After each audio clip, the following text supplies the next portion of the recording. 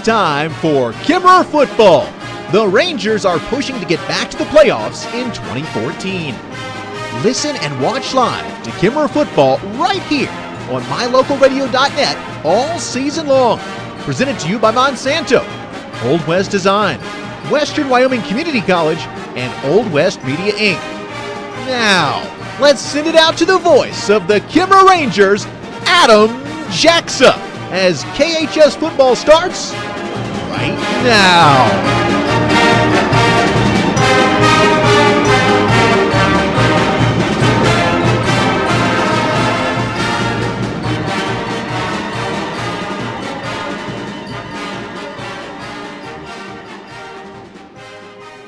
Welcome, everybody. I'm Adam Jackson. We are live from Big Piney High School, a brand new field, brand new press box. But the press box, as you can see across from us, is not quite finished yet. So we are across the way inside Big Piney Elementary School. That's where we'll be broadcasting the game today. Had to stay out of the rain so none of our equipment gets affected. So my cameraman, Tim Bentonson, over to my left, he'll be shooting out of one elementary school window, and I get my view from in front. It's going to be fun here, though. The Rangers set to take on the Punchers in a 2A West Conference matchup.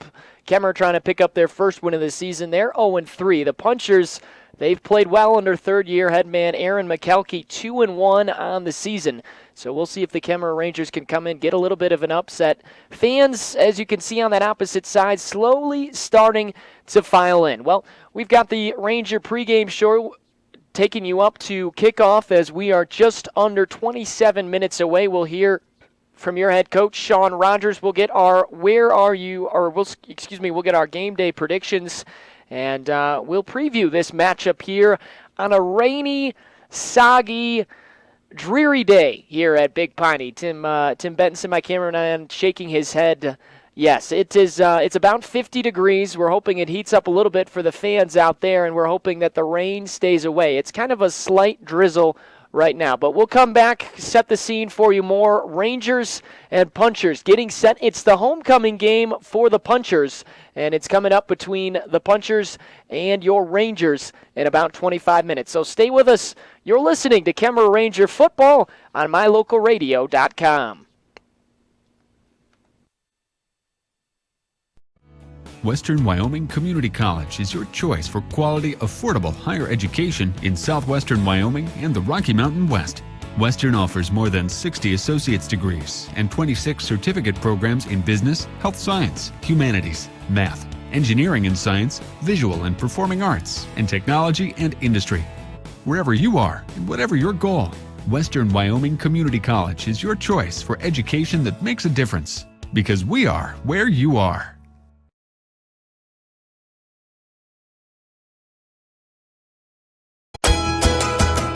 MyLocalRadio.com is Southwest Wyoming and Northeast Utah's top website and the best source for local area news, weather, sports, and community events.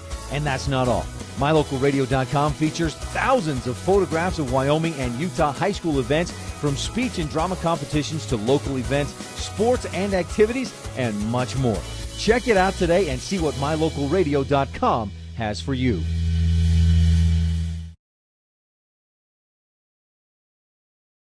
First impressions matter. When you want to stand out, uniquely brand your business, organization, or team with help from Old West Design inside My Favorite Things at 164 Front Street. Create a professional image with uniforms, golf shirts, t-shirts, hoodies, decals, keychains, koozies, coffee mugs, and more. Manager Natalie Willie Lively and Old West Design help winners dress for success. Inside My Favorite Things, Old West Design, 164 Front Street, Evanston.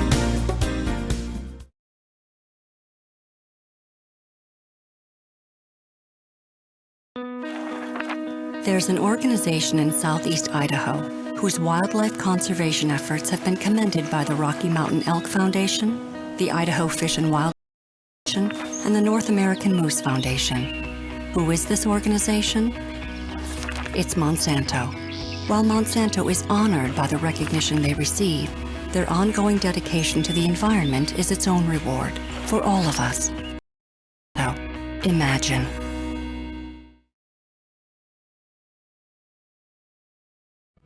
Western Wyoming Community College is your choice for quality, affordable higher education in southwestern Wyoming and the Rocky Mountain West. Western offers more than 60 associate's degrees and 26 certificate programs in business, health science, humanities, math, engineering and science, visual and performing arts, and technology and industry. Wherever you are and whatever your goal, Western Wyoming Community College is your choice for education that makes a difference. Because we are where you are.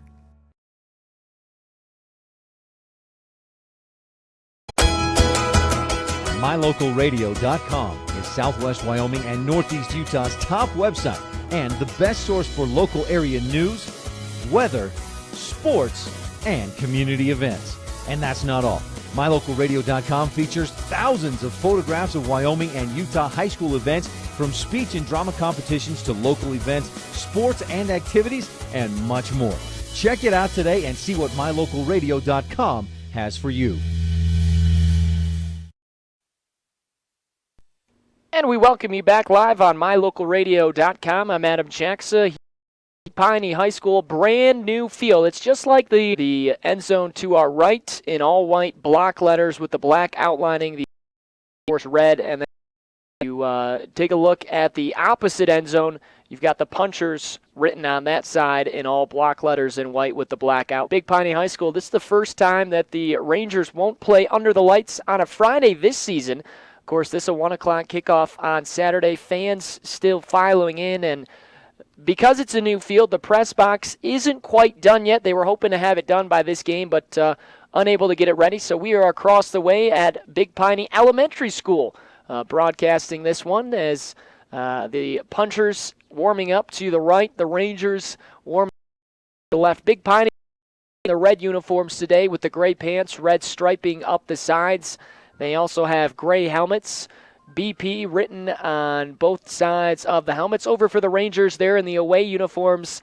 This is their fourth game, third one on the road. They'll be back at home next week for homecoming, but white uniforms, black numbering, black pants, and the black helmets with the Ranger logo on each side. Again, fans continue to file in. A lot of umbrellas on the opposite side in the stands for the puncher fans, and then a few Kemmer fans coming out with the umbrellas as well. As it's about 50 degrees. It's supposed to get up around 65 here, but the strong chance is we're going to have rain pretty much throughout this entire game. So it'll be interesting to see who that affects more, as obviously it'll make the football a lot more slippery, and we'll see how that, again, affects both teams. The punchers of Big Piney and the Rangers of Kemmer getting set to get going in about 20 minutes.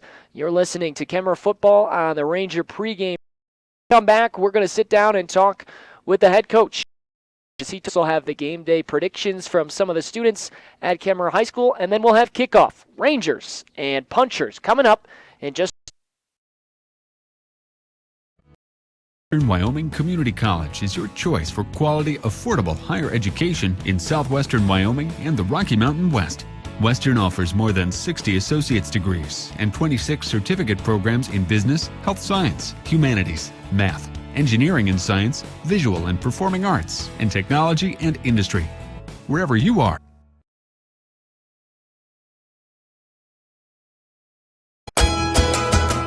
MyLocalRadio.com is Southwest Wyoming and Northeast Utah's top website.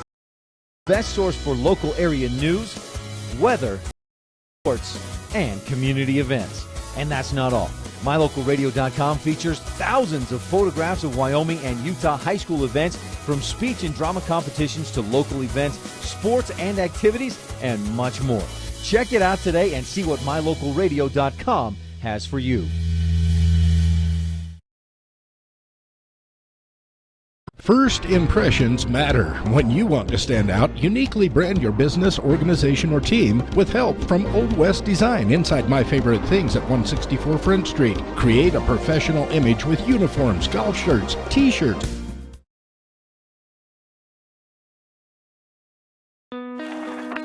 There's an organization in southeast Idaho whose wildlife conservation efforts have been commended by the Rocky Mountain Elk Foundation, the Idaho Fish and Wildlife Foundation, and the North American Moose Foundation. Who is this organization?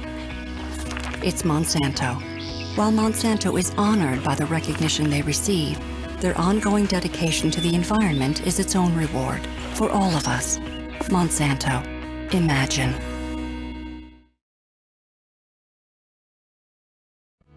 Western Wyoming Community College is your choice for quality, affordable higher education in southwestern Wyoming and the Rocky Mountain West. Western offers more than 60 associate's degrees and 26 certificate programs in business, health science, humanities, math, engineering, and science. Choice for education that makes a difference, because where you are. Welcome back to the Ranger pregame show. Thanks so much for tuning in. The Kemmer Ranger taking on the Big Piney Punchers homecoming game for Big Piney. And we are about 17 minutes away from opening kickoff. The Big Piney Punchers won the coin toss. They will receive first, so Kemmer will kick off. And again, that coming up for you in just about 17 minutes. Says it's a dreary day, rain falling, but we will have football. Only stoppage we would have is lightning strikes in the area. We haven't seen any of those, no thunder, so looks like we're going to be able to get this game in, and hopefully we won't have any delays. In the meantime, earlier this week I caught up with some of the students in high school as they talked. Hey, I'm John Coggerty, and my prediction for this game against Big Piney is 6-12, our favorite. The boys will be 35-7. Marco 17-14. Kemmer. Lane 24-45. 15. Kibber.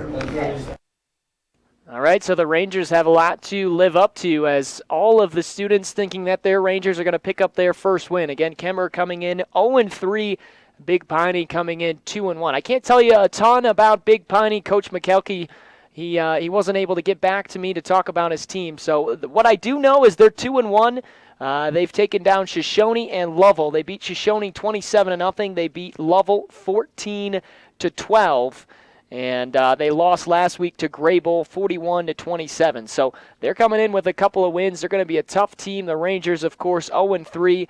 Lost to Rawlins in the first week, Pinedale, and then Lyman last week. We'll see if they can pick up their first win in about 15 minutes. We'll get it started. First, though, we'll have the pregame interview with Sean Rogers as he sat down and talked with me. And we'll have that coming up for you next. Stay tuned as we've got Kemmer Rangers football as they take on the Big Piney Punchers coming up in about 15 minutes. Sean Rogers on the other end of this break. You're listening to the Kemmer Ranger pregame show on mylocalradio.com.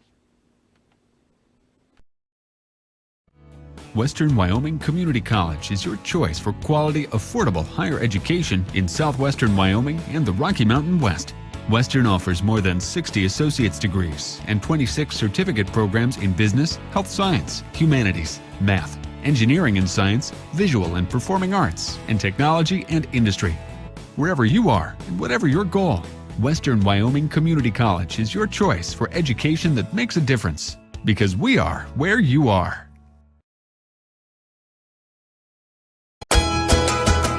MyLocalRadio.com is Southwest Wyoming and Northeast Utah's top website and the best source for local area news, weather, sports, and community events. And that's not all. MyLocalRadio.com features thousands of photographs of Wyoming and Utah high school events, from speech and drama competitions to local events, sports and activities, and much more. Check it out today and see what MyLocalRadio.com has for you. Joining us for today's Coach's Corner is the head football coach, Sean Rogers, here at Kemmer. And, Coach, give me your thoughts on your guys' tough loss to Lyman last Friday night. Well, I thought we played hard. We played hard for 4 quarters, which is something that we'd been trying to accomplish. Playing for 4 quarters was a start, but we still made some costly mistakes throughout the course of that game that turned the ball over in some bad spots, and then made some special teams errors again that, put us in a bad way, and we weren't able to overcome it. It seemed like one of the downfalls was Lyman's rushing attack. They seemed to kind of wear you down, and they were controlling the tempo. How do you fix that, going forward and seeing teams that are going to rush the ball potentially like Lyman did on Friday? Yeah, it was difficult. They were controlling the line of scrimmage, and so we're blitzing everybody and their dog to try to get the run stopped, which, when you bring that many people, you're in one-on-one coverage on the outside, and they were able to kind of exploit us in the passing game a little bit. We did get the runs stopped at times, but then gave up big first downs on passing plays because we were bringing so much pressure. So we're going to try to find that fine balance of being able to stop the run without bringing so much pressure, to be able to put some of those guys into coverage, and hopefully kind of find that balance, I guess, a little bit between blitz and, playing coverage. So it's something we got to work on, but I think the key for us is to get stops on first down and to not put ourselves in, 2nd and 4, 3rd and 1 type situations. Those are pretty tough to play defense against without sending the house. And for an offensive coordinator, when you're sitting in 2nd and 3, it's kind of a play caller's dream, because you can do just about anything because you got another down coming. Let's talk about your offense, and that may have factored in. Your defense was on the field a long time, a lot of 3-and-outs for your offense. How do you guys figure out a way to move the football coming into Big Piney this weekend? It's a good question. We struggled up front. They were handling the line of scrimmage both offensively and defensively. We did have time a little bit here and there to throw the ball, but the running game was pretty much non-existent.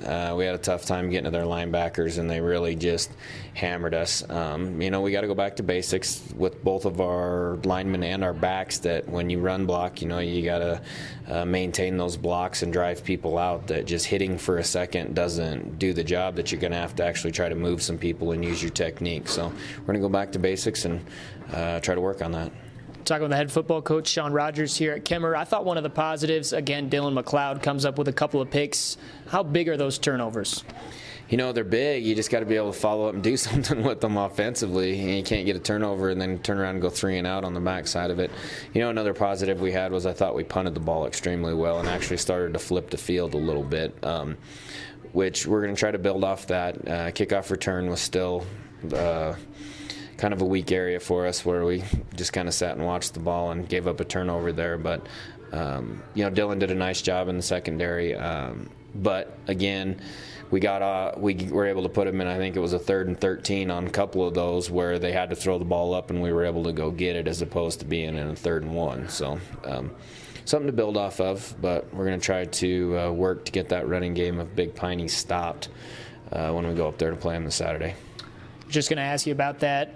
What is Big Piney kind of known of? What are you going to see when you play them this Saturday? They do a lot of spread, but still run up inside. Kind of want to spread you out and then run up inside. They do some jet motion where they'll hand the ball to their receivers and try to get them on the edge, throw a lot of screens, and then just grind you up front. And they're pretty big up front. So, again, it'll be that balance defensively for us, where we have enough guys in coverage that we don't get beat, but yet can put enough guys in the box and move some people around that we can stop the run. So it's definitely kind of a chess match when it comes to that kind of thing. Can we expect another 4-man front with a power run team this weekend, or are you still deciding on what you want to do? We're still kind of deciding on what we want to do. We might go back to our 30 front with and then put some blitz behind it a little bit, because being in the 30 does allow us to place coverage a little bit better, especially against those 4 and 5 wide receiver sets. So we'll still have to scheme, but it's early in the week, so. All right, Coach, probably too early in the week to ask about injuries. We'll see how that goes later in the week. But in the meantime, thanks for joining us, and good luck this weekend. All right, thanks.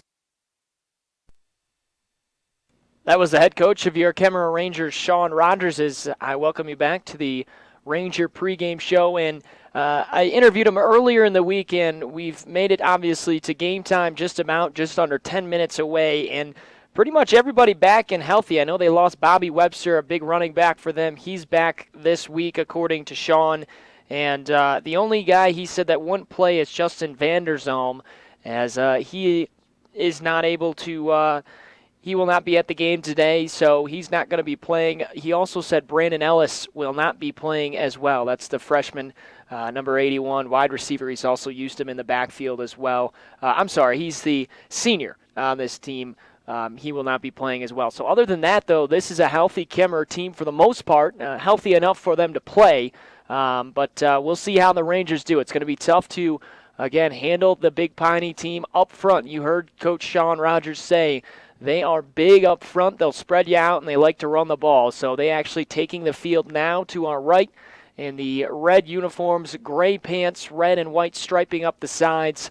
They'll take on the Rangers who have gone back to the locker room, and we are just about 8 minutes away from kickoff at Big Piney High School. Brand new field. Rangers trying to pick up a huge victory.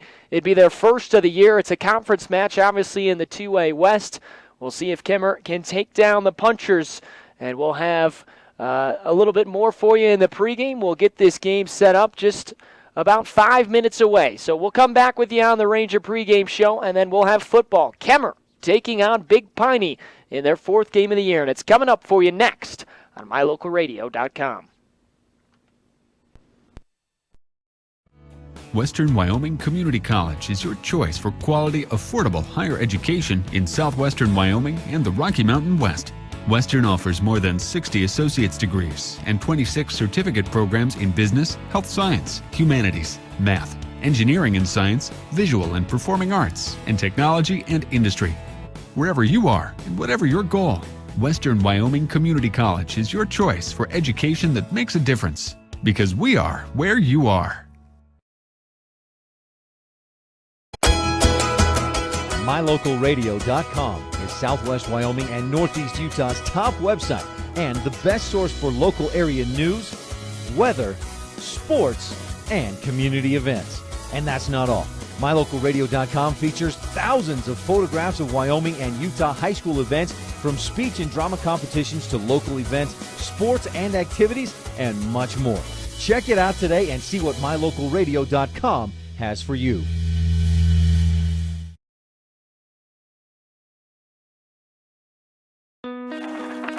There's an organization in southeast Idaho whose wildlife conservation efforts have been commended by the Rocky Mountain Elk Foundation, the Idaho Fish and Wildlife Foundation, and the North American Moose Foundation. Who is this organization? It's Monsanto. While Monsanto is honored by the recognition they receive, their ongoing dedication to the environment is its own reward for all of us. Monsanto. Imagine.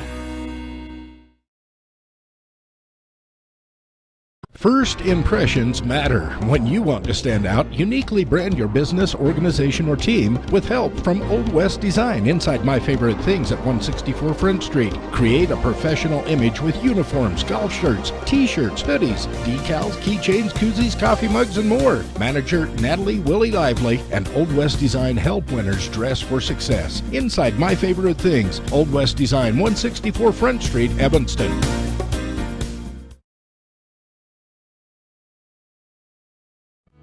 Western Wyoming Community College is your choice for quality, affordable higher education in southwestern Wyoming and the Rocky Mountain West. Western offers more than 60 associate's degrees and 26 certificate programs in business, health science, humanities, math, engineering and science, visual and performing arts, and technology and industry. Wherever you are and whatever your goal, Western Wyoming Community College is your choice for education that makes a difference, because we are where you are.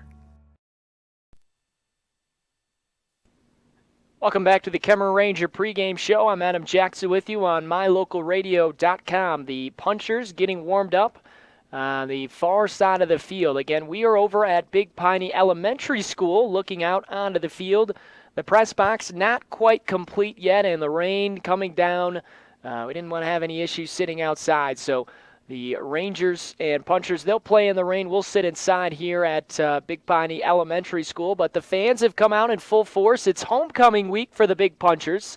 See the fans with the umbrellas on the opposite side. Some Kemmerer fans traveling as well on the near side. And the Rangers hoping to spoil homecoming and pick up their first win. They come in 0-3, losing to Rawlins in week 1. Then they lost in week 2 at Pinedale, which is about 30 minutes northeast from here. And then they lost last week in their home opener on their brand new field to Lyman.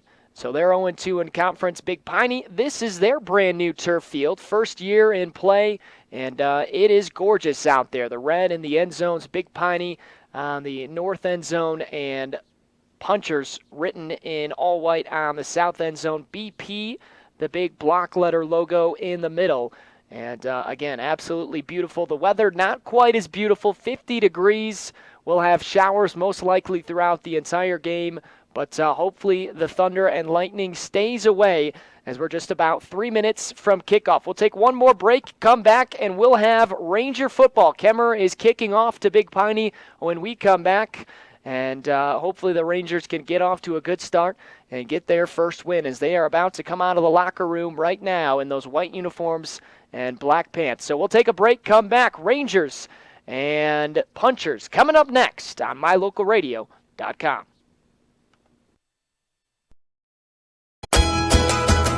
MyLocalRadio.com is Southwest Wyoming and Northeast Utah's top website and the best source for local area news, weather, sports, and community events. And that's not all. MyLocalRadio.com features thousands of photographs of Wyoming and Utah high school events, from speech and drama competitions to local events, sports and activities, and much more. Check it out today and see what MyLocalRadio.com has for you.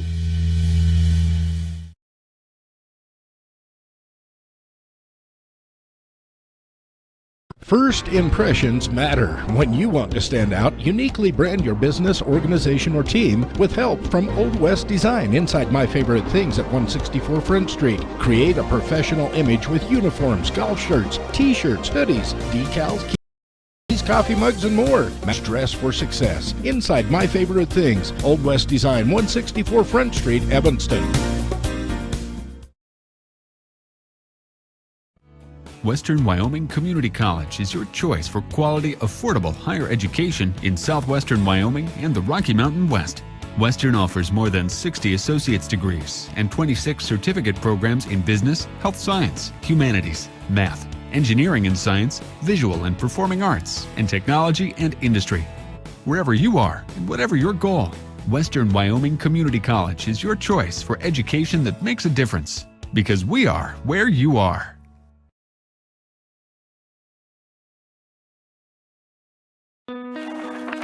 There's an organization in southeast Idaho whose wildlife conservation efforts have been commended by the Rocky Mountain Elk Foundation, the Idaho Fish and Wildlife Foundation, and the North American Moose Foundation. Who is this organization? It's Monsanto. While Monsanto is honored by the recognition they receive, their ongoing dedication to the environment is a reward for all of us. Monsanto. Imagine. Western Wyoming Community College is your choice for quality, affordable higher education in southwestern Wyoming and the Rocky Mountain West. Western offers more than 60 associate's degrees and 26 certificate programs in business, health science, humanities, math, engineering and science, visual and performing arts, and technology and industry. Wherever you are and whatever your goal, Western Wyoming Community College is your choice for education that makes a difference, because we are where you are.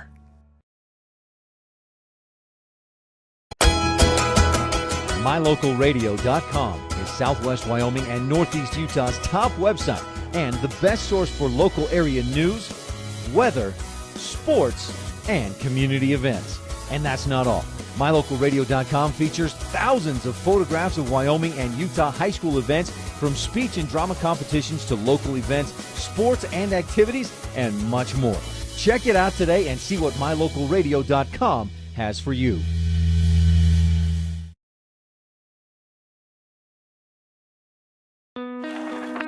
There's an organization in southeast Idaho whose wildlife conservation efforts have been commended by the Rocky Mountain Elk Foundation, the Idaho Fish and Wildlife Foundation, and the North American Moose Foundation. Who is this organization? It's Monsanto. While Monsanto is honored by the recognition they receive, their ongoing dedication to the environment is its own reward for all of us. Monsanto. Imagine.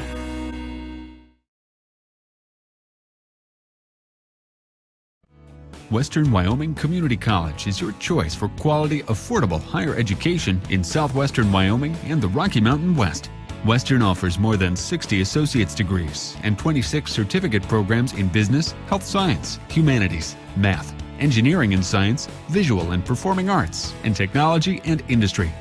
Wherever you are and whatever your goal, Western Wyoming Community College is your choice for education that makes a difference, because we are where you are. First impressions matter. When you want to stand out, uniquely brand your business, organization, or team with help from Old West Design inside My Favorite Things at 164 Front Street. Create a professional image with uniforms, golf shirts, t-shirts, hoodies, decals, keychains, koozies, coffee mugs, and more. Manager Natalie Willie Lively and Old West Design help winners dress for success. Inside My Favorite Things, Old West Design, 164 Front Street, Evanston.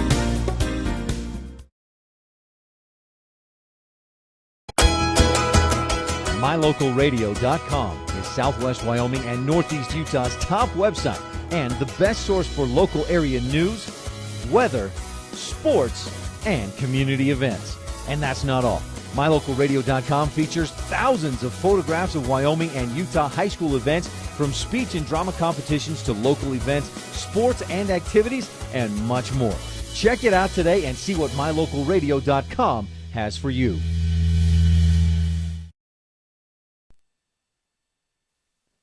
And we welcome you back to Puncher Field, brand new field here in Big Piney. The Rangers getting set to kick off as they will kick from left to right over to the Punchers, who are in the red uniforms. They've got the gray pants, red and white piping up the sides, gray helmets with BP logo in red. Kemmer, in the meantime, black pants, white tops with black lining down the sides, black helmets with the Kemmer logo on each side of the helmet. It will be Zach Reed to kick things off as we get started. A conference match between these two. And the Punchers will go from right to left to receive the kick. Kemmer looking for their first win of the season. We'll see if they can get it. They'll have to play defense first as they get ready to kick the ball. Reed kicks an onside kick. It's bouncing at the 40-yard line and just sliding on it inside or outside the near hash marks is Big Piney. That was recovered by Keegan Brigham, the senior wide receiver. And good field position for Big Piney as we start this game. They'll have it at their own 40-yard line near hash marks. And we'll get our first look at their quarterback, junior Jordan Banks. Again, they like to spread you out, so we'll see what they give you. Two wideouts to the near side, one spread out way to the right. Banks takes the snap. He'll hand it off right up the middle, and hammer backwards is Dalen Hughes. The junior running back gets stuffed right up the middle. Pursuit by Logan Welch as he got in there defensively. Also looked like that Hagen Drussel was there as well. It's a loss of one, brings up 2nd and 11. Again in the shotgun is Banks. Man in motion to the right. The handoff is kept. Actually, it's kept, though, near side. And being dragged down at the 45 is Banks.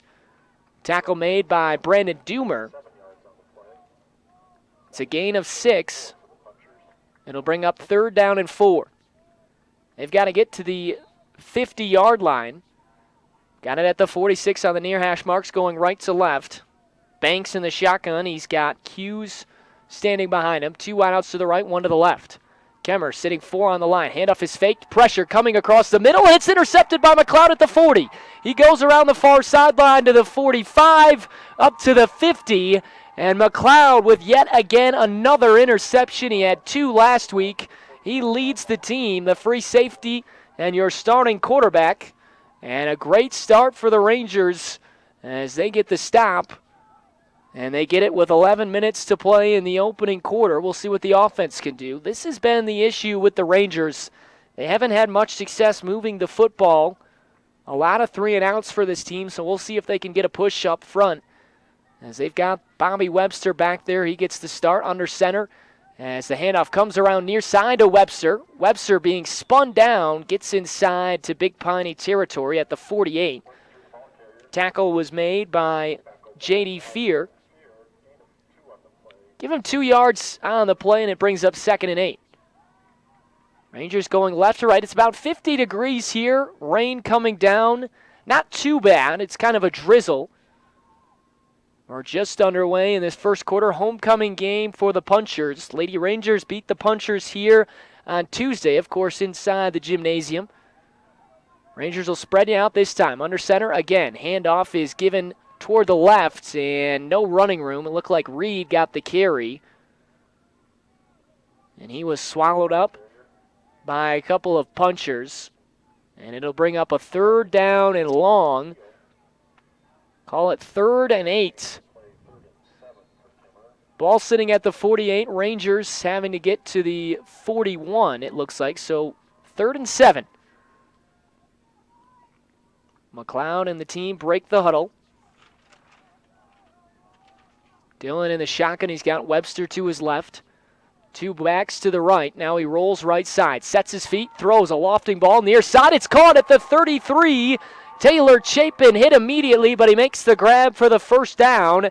Tackle made by Caleb Brigham. And it's a 1st down. How about that? Nice quick rollout from McLeod.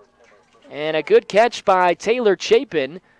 It's a 1st down pickup of 14 yards. And the Rangers driving early. 1st and 10 at the Big Piney 34. And a timeout quickly taken, official timeout. And unsure what the issue is. But now they'll get it going. Look like maybe the clock. Dylan McLeod under center, 3 backs behind him. Handoff comes around the near side. Webster dragged down in the backfield, though. Tackle made by Dallin Hughes, the junior, getting the stop and getting into the backfield. Kemmerer likes to run that tight formation. 3 backs behind the quarterback and try and use that trickeration to move the football. They lose a yard there. Actually lose 2 on the play, and it'll bring up 2nd down and 12. Just underway in the 1st quarter. Rangers already with an interception and driving. McLeod under center. Again, hands off right side. Webster bobbled the football, and he lost it. It pops loose, and it's recovered at the 33 by the Punchers. Rusty Steele comes up with it. Webster not happy with himself. He never really had full possession of the ball. As he bobbled it, then got it back, then was hit, and the ball came loose. So 2 turnovers, 1 for each team. And unfortunately, the drive stops for the Rangers. It looked promising as they were moving the football. It picked up a 1st down, but instead, the Punchers get a takeaway with 8:41 to play.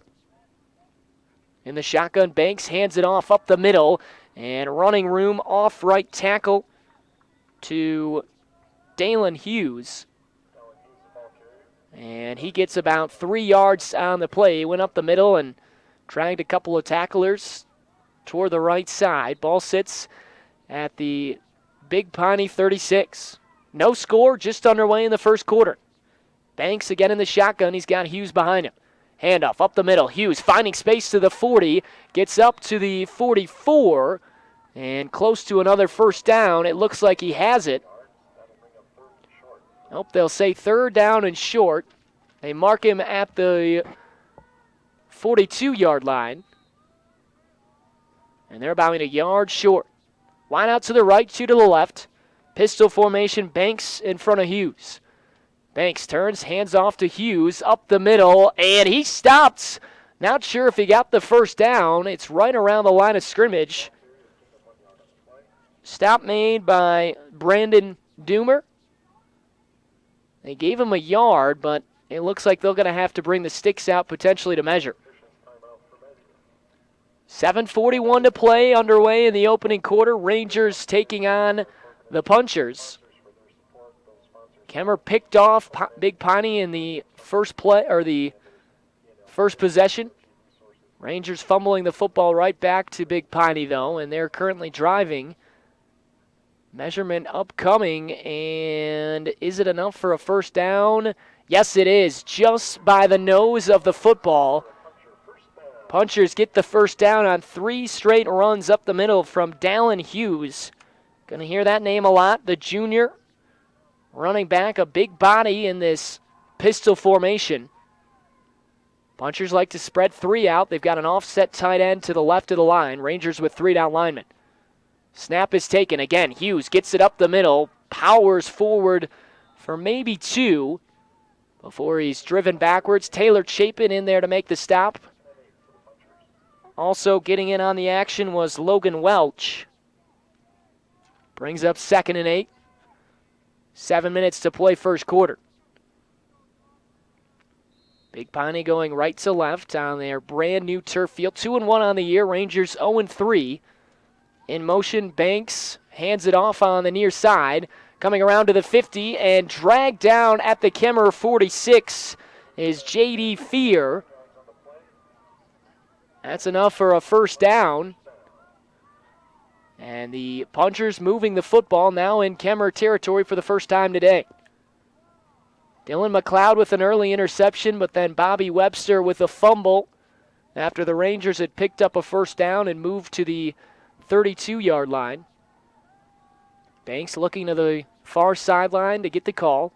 Takes the snap. Handoff up the middle. Hughes veers a little to his right. Still plowing forward to the 40. Dragging men to the 35.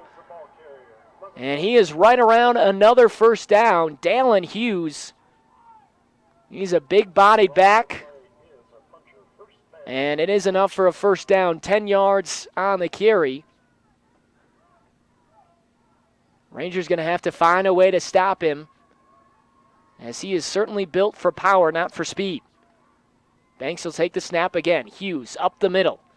Forward, driving to the 20 or the 30-yard line. Give him 5 yards on that first down handoff. Second down and 5 upcoming for the Punchers. As you can tell, it's a dreary day here at Big Piney. Rain coming down on a drizzle. And the Punchers trying to get the first score of the game. Handoff around the edge. Fear. Stiff arm. He's dragged down, though, by Chapin at the 31-yard line. Taylor Chapin holding on that far side of the field. Coach Rogers talked about how the Punchers like to run those end arounds to try and spread you out. And Chapin ran him down, avoided the stiff arm, and dragged down Fear in the backfield. The junior, Taylor Chapin, making a nice play. Brings up a 3rd down and 6. Banks takes the snap, hands off to Hughes, cuts back to the 30, gets up to the 28-yard line. And this is close to another first down. And he's 3 yards short. Again, you're going to have to bear with us. We are watching this one from inside the Big Piney Elementary School, as the press box not quite done yet at the new field, but it looks like the Punchers want to go for it. They've got it at what looks like the 28-yard line. They've got to get to the 25 for a first down. They come up under center. Banks motioning Fear out to the right. He'll hand it off up middle, and Dallin Hughes powering forward. And he gets 4 yards, enough for the first down. Actually, that was Rusty Steele, a big running back and also linebacker for this team, powered through the Kemmerer line. And he picks up 4, enough for a new set of downs. Power set now for Big Piney as they just want to run it right down the throats of the Rangers. 2 backs behind Banks. Now motioning to the right is Fear. Handoff up the middle again. And powering forward outside those far hash marks is big Rusty Steele, the senior. He picks up 8 on the play. 2nd down and 2. 4:30 to play, opening quarter. And Big Piney trying to get the game's first points. They've got it deep in Kemmerer territory, driving right to left. Inside the 20. Again, tight set. And just moving it forward is Banks. And the junior quarterback close to another first down as he picks up 3. As the ball spotted over on the far side of the field. And it is a first down at the 14-yard line. No score early on in this first quarter. About 8 minutes in. The Punchers in those red uniforms have that tight set. 2 big backs behind Banks. Fear is the deep man. He'll motion out to the right. Banks takes the snap, hands it off. Once again, up the middle to Rusty Steele. Steele getting inside the 11. And it's 2nd down and 6 on those far hash marks. Big Piney going right to left. Rangers trying to come up with a stop. Kemmerer had good field position at the Big Piney 30, but a Bobby Webster fumble gave the football back after the Rangers picked one off. And Coach Sean Rogers calling a quick timeout. We'll take a quick timeout as well. 3:36 to play. Opening quarter, no score. Big Piney driving, though, deep in Kemmerer territory. We'll be back after this. You're listening on mylocalradio.com. First impressions matter. When you want to stand out, uniquely brand your business, organization, or team with help from Old West Design inside My Favorite Things at 164 Front Street. Create a professional image with uniforms, golf shirts, t-shirts, hoodies, decals, keychains, koozies, coffee mugs, and more. Manager Natalie Willie Lively and Old West Design help winners dress for success. Inside My Favorite Things, Old West Design, 164 Front Street, Evanston.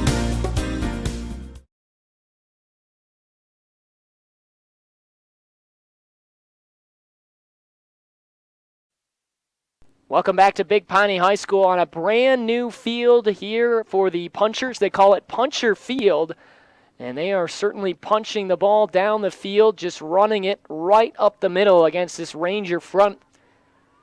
They've got a 2nd down and 6 upcoming. They've gone to this tight set, 2 fullback look, motioning Fear out again to the right. Handoff is given toward up the right hash marks as Rusty Steele powers forward.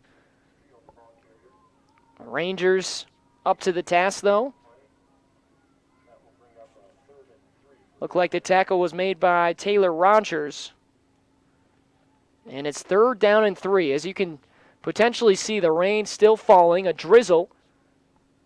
Big Piney with a 3rd down and 3. Motion out to the right. It's a pitch play. Right side, Fear has it to the 5, and he's into the end zone. A touchdown for J.D. Fear. And the Punchers in front of your Rangers 6-0 early. We'll see if they elect to go for it or kick the extra point with 3:03 remaining first quarter.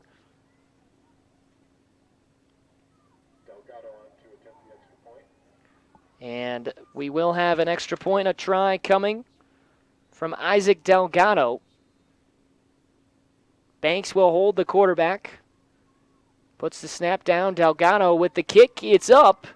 And it's no good. He missed that kick, and the Rangers trail 6-0 early on in the first quarter. Again, Big Piney taking advantage of the fumble that they recovered way back at their own 32-yard line. Kemmerer was driving, and Webster just lost the hand on the ball. He got popped on the near side of the field over here and lost it. And the Rangers will see if they can get something going offensively. Big Piney pretty much just running the football all the way down the field. They didn't throw one pass. The only pass they threw was on the opening drive on a 3rd down. It was picked off by Dylan McLeod. Rangers picked up a 1st down, though. That 1st down trophy and sign. We'll have the kickoff coming from the Punchers as the Rangers take the field. Ball sits at the 40-yard line. Isaac Delgado getting set to kick things off. Rangers have 3 back. Chapin, Rogers, and what looks like Noah Johnson, the freshman. The official talking with Delgado as he gets set to kick things off. Rangers in the white uniforms, black tops. Thanks for joining me. I'm Adam Jackson on mylocalradio.com. Tim Bentonson, my cameraman. As you're watching live with 3:03 remaining first quarter. Kemmerer trailing 6-0. Here comes the kickoff. Delgado runs up and a high short kick. Rogers, or check that. Backing up is, yes, that is Rogers. It's picked up. And he'll cut outside of the 10-yard line. Got blockers in front of him to the 20. Now here he goes down the near sideline to the 30. Stays on his feet as he breaks the tackle. Down the near sideline, being dragged down. Fumbles the football out of bounds. He's marked out at the 46. And how about that run back by Zachariah Reed? My apologies, not Rogers. But a great run back after Reed fumbled the football. He dropped it on the catch, went back, picked it up at about the 2, and just came trucking down the near sideline. And the Rangers, for the 2nd time, going to start with great field position. They'll take over at the 46-yard line of Big Piney. And they are backing up, the Rangers are, so we'll get a penalty on the play. It looked like a holding, potentially, the call. So not Block in the back, actually, the call from the official. So instead of starting in Big Piney territory, they'll start at their own 36 inside the near hash marks. Rangers have moved the football a little bit, though. Down 6-0, just under 3 minutes to play opening quarter. We'll see if McLeod and this offense can potentially tie the score. Taylor Chapin coming out of the game. Noah Johnson will check in for him. Check that, he'll come out. Peyton Grosselak will come in. McLeod will have Johnson, Grosselak, and Reed. Johnson spread out to the right. Got a wide receiver to the left. Under center is McLeod. McLeod will hand it off around the right edge, and it's given and not getting much. At the 35-yard line is Bobby Webster. The senior unable to get any kind of yards on the play. Lewis making the stop for the Big Piney Punchers. Brings up a 2nd down and 10. Rangers have to get to the 47-yard line for the first down. They trail 6-0 with the clock moving, under 2 minutes left in this opening quarter. McLeod now in the shotgun. He has a wide out to each side. 3 running backs around him. Fakes the handoff, rolling right, has time, and just throws it out of bounds around the 45-yard line. Intended for Noah Johnson, who was pretty well defended on this near sideline. It'll bring up a 3rd down and 10. And again, the Rangers, I tell you what, their defense has been pretty good this year for the size that they have. They're not the biggest team, but their offense has really hurt them up front. They haven't been able to find much running room, and a lot of 3-and-outs has kept that defense on the field. They've got to find a way to pick up first downs and go on drives today if they want to win. Under center, McLeod on 3rd down. He'll hand it off around the left edge. Grosselak finds room, squirts through to the 46. Looks like they'll mark him down at the 47. That's still going to be short of the first down. It's actually the 42, my apologies. 5 yards on the play. It'll bring up 4th and 5, and Zach Reed out to punt, standing at his own 30-yard line. 2 back to receive. Low snap. Rogers will step into it with the right foot. A high, short kick near side. It takes a Kemmer hop and then is fielded at the 28. And right there is McLeod to drive him backwards. Caleb Brangham took that off the bounce, and McLeod was ready to drive him and tackle him, but Brangham had called for a fair catch. So that's where Big Piney will start with the football. Just over a minute remaining, first quarter, 6-0. Punchers in front. 1st and 10 at their own 27-yard line. And it's been the Dallin Hughes show so far, as he's in the pistol formation behind Jordan Banks. Banks with 3 wideouts, turns, hands off to Hughes, up the middle to the 30, powering forward to the 34, staying on his feet, dragging tacklers to the 36. He's finally brought down by Taylor Chapin. Brandon Dumore looked like he was in to make the stop as well. And it brings up 2nd down and 2 to go. Banks again with Hughes behind him. Offset end to the right. Handoff to Hughes. Steps right and gets up to the 38-yard line. A flag flying in on the far side of the field. Potentially an illegal motion on the Big Piney Punchers. And that is the call. Legal motion on Big Piney. So this will back them up. They've got to get to the 38-yard line. 44 seconds to go in the first quarter. Rangers trailing 6-0. They gave out a long drive to Big Piney, capped off by J.D. Fear, 8-yard pitch play. And with the penalty, this will back up the Punchers. And it's 2nd down and 6. Actually call it 2nd down and 7. Again, one wide out to the right, to the left. Now in motion is Fear.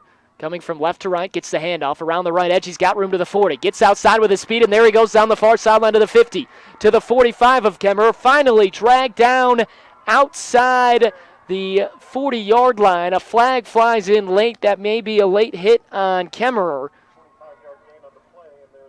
It's a 25-yard pickup around the end for J.D. Fear. He's got the speed, and again, Coach Rogers talked about how they like to utilize their wide receivers and bring them around the end to spread you out. This could be a late hit again on the Rangers to tack on 15 more. It's actually called a horse collar on the Rangers, so move the football 15 more yards. And Big Piney going in to try and add on to their 6-0 lead. So the officials will step this off over on the far hash marks. Thanks for tuning in on this Saturday afternoon. Rangers trying to pick up their first win of the year and spoil homecoming. A good turnout on that far sideline for Big Piney supporters. They've got the umbrellas out as it continues to drizzle. We expect rain throughout the entire game. Banks motions Fear to the right. He looks like he'll throw. Looking, now he'll take off left side. Under pressure, trying to get around the edge. Does to the 25, to the 15, and forced out of bounds as he was taken out by Victor Rodriguez, the cornerback for your Rangers. With 22 seconds remaining in this first quarter. Officials looking to spot the ball. We'll see where they do spot it. And looks like we've got a flag, though. Block in the back called on Big Piney, so this will back them up. And it'll actually be spotted at the 27. Again, apologies, folks. It's kind of tough to see. We've got two small windows as the press box not quite complete. We are across the way in Big Piney Elementary School. Brings up a first down and 11. Handoff to Dallin Hughes. Cuts to his right and gets down to the 23-yard line. Positive gain against the Ranger defense. 12 seconds to play opening quarter, and that may wrap up this opening quarter. Banks looking to the sideline to his head coach McCalkey to see if they want to run another play, and they won't. As the clock hits zeros after 12 minutes of play, the Rangers find themselves behind, but only by 6 points. One touchdown given up. The Rangers have forced a turnover. They've also given up a turnover. J.D. Fear, the only score so far, 8 yards out on a toss play. And that's where we stand after 12 minutes here in rainy, cold Big Piney. We'll be back for the second corner as Big Piney will have a second down and 8 when we do come back. Kemmerer trailing Big Piney 6-0. You're listening to Ranger Football on MyLocalRadio.com.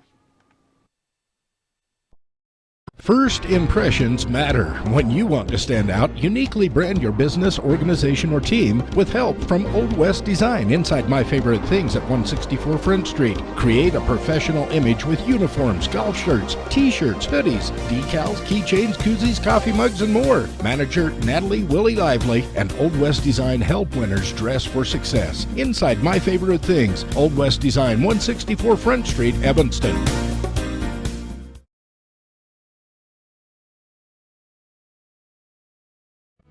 Western Wyoming Community College is your choice for quality, affordable higher education in southwestern Wyoming and the Rocky Mountain West.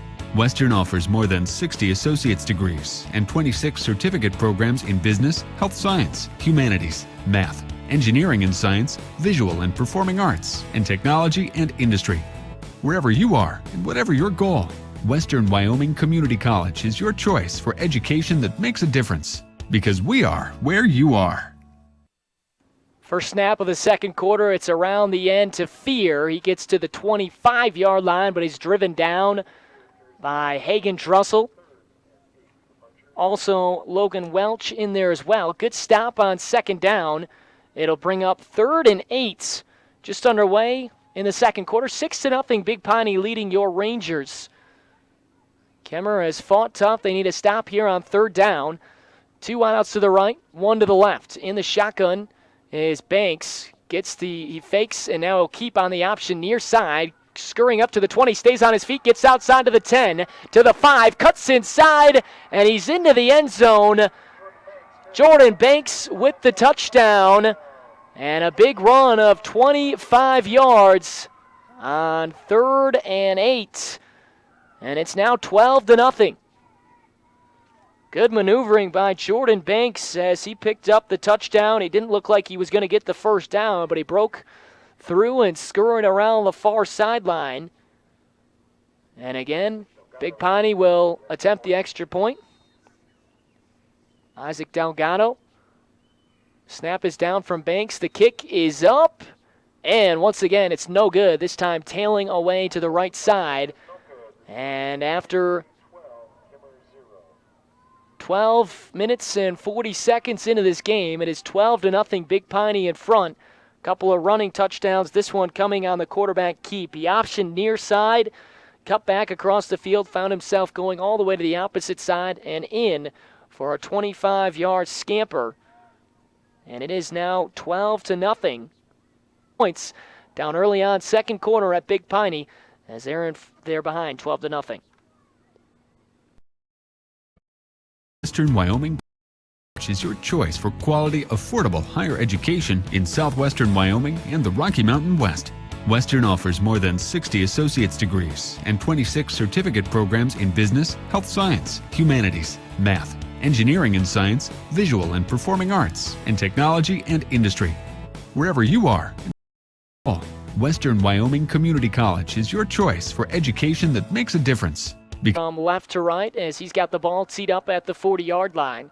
Right footer runs up, hits a line drive, short kick. It's Reed that drops the football at the 10, scoops it up the 6 on the near hash marks, up to the 20, straight up the field to the 25. Gets just outside those hash marks and tackled at the 29-yard line. Again, the football's slippery, but if you're Zachariah Reed, you got to catch that. He could have had a couple of extra yards, but still able to get good returns today. He got out to the 46-yard line of Big Piney in his first return. Now that was halted a bit on a block in the back. Here he gets out to the 20. And the Rangers will start on their third offensive possession. McLeod coming back out for your Rangers. They go the tight formation, 3 backs behind McLeod. Punchers close up to the line. Handoff comes around the near side. Grosselite gets to the 30. He's spun around at the 31. A gang of punchers there. Nixon on the stop. Rusty Steele as well.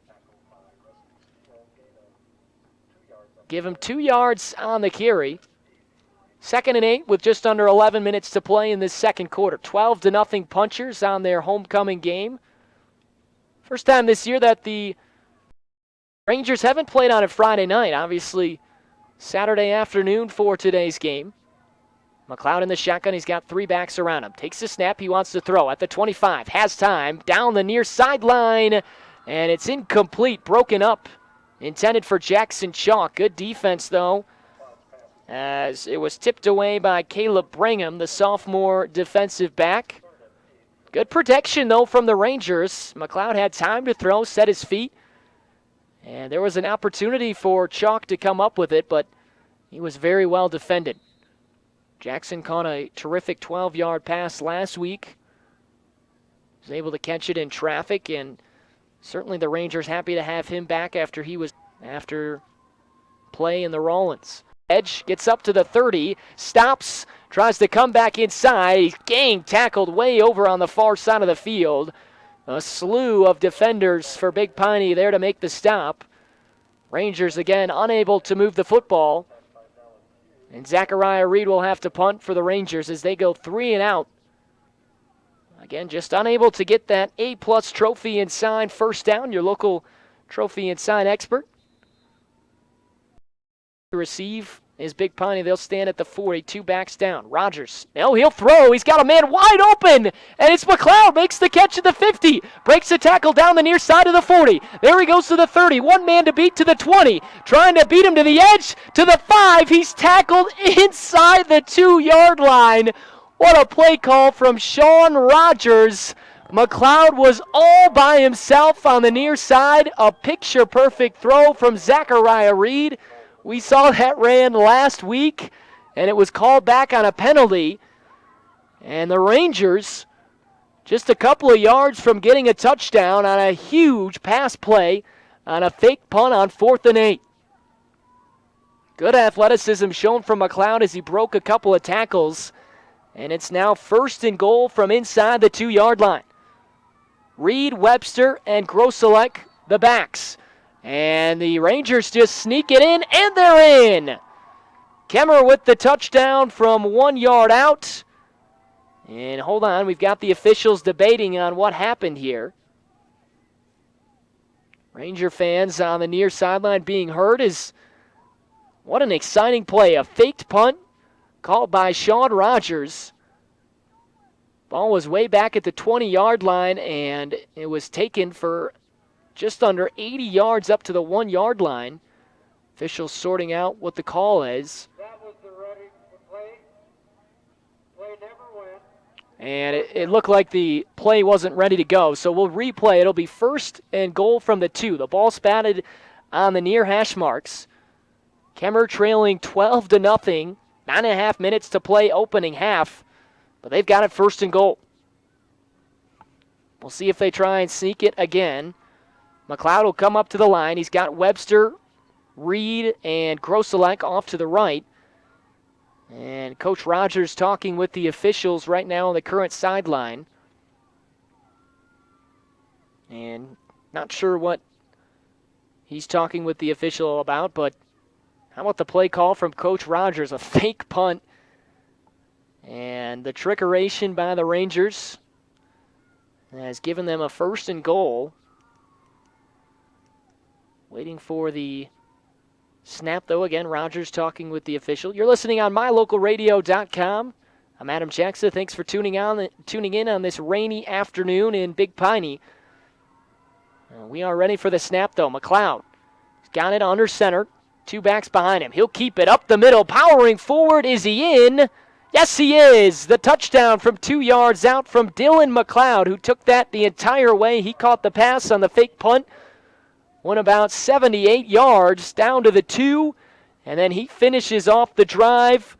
And it's now a 1-score game with 9:16 to play.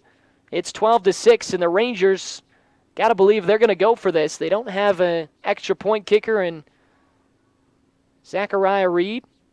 Well, maybe they're not. They've lined up everyone to the left. Chalk ready to snap the football, and he does. It's in play. McLeod rolling to the right. The flag on the field. He stopped short. And again, more trickeration tried. Looks like potentially a false start or a legal motion on the Rangers. This will just be declined, though, by Big Piney as the tackle was made by Jordan Banks. We'll let the officials sort this out.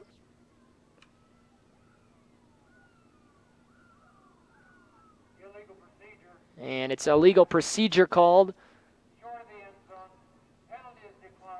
Big Piney, though, smartly just going to decline. So no 2-point conversion. That would have been something if the Rangers could get within 4. But they do get the touchdown. 9:16 to play, opening half. Kemmer trails now just 12-6 after a massive fake punt that saw McLeod streaking down the near sideline. He punched it in on the next play from 2 yards out. We'll come back. Rangers down only a touchdown. You're listening to Kemmer Ranger Football on mylocalradio.com.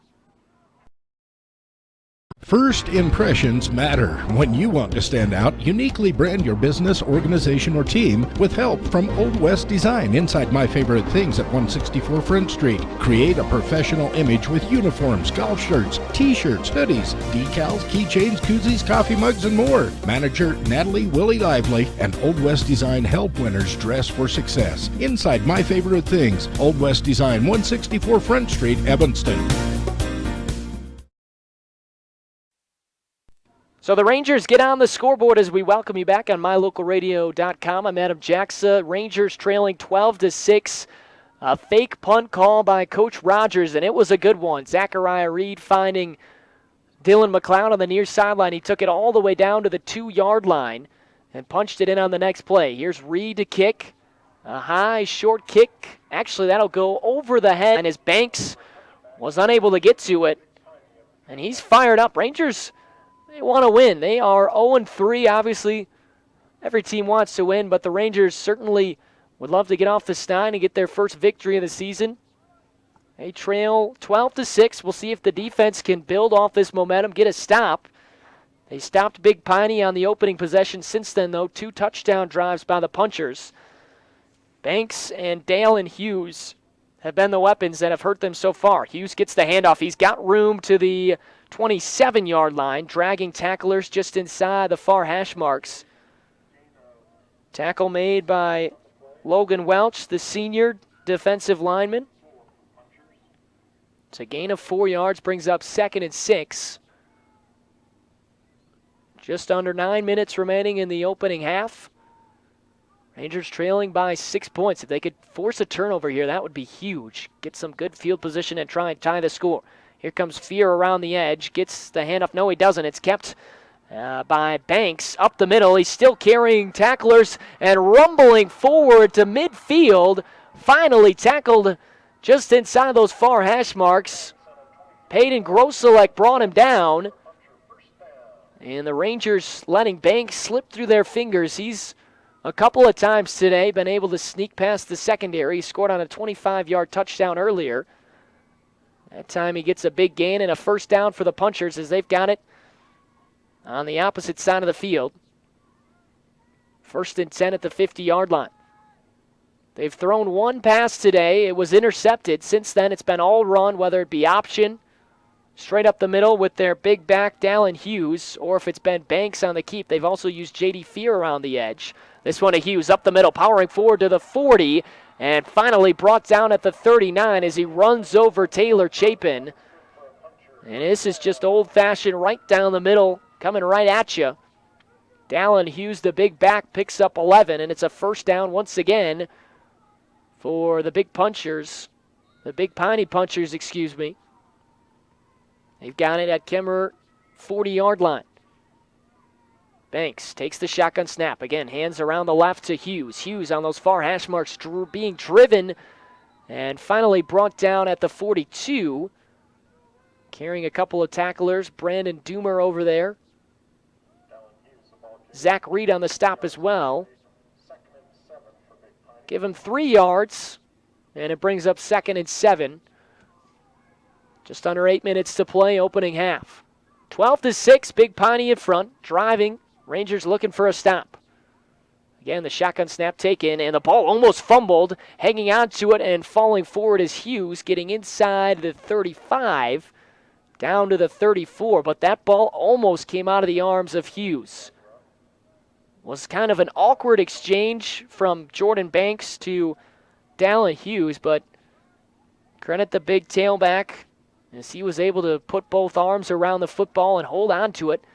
Brings up a 3rd and 4, though. Big opportunity for Kemmerer to get a stop. You have to think 2 tries here for Big Piney if they don't get it on 3rd down. In motion is Fear coming left to right. He gets the handoff around the edge, stiff arms, and he stopped short at the 22. He's 2 yards short of the first down. And Kemmerer looking for a stop. The ball sitting at the 31-yard line.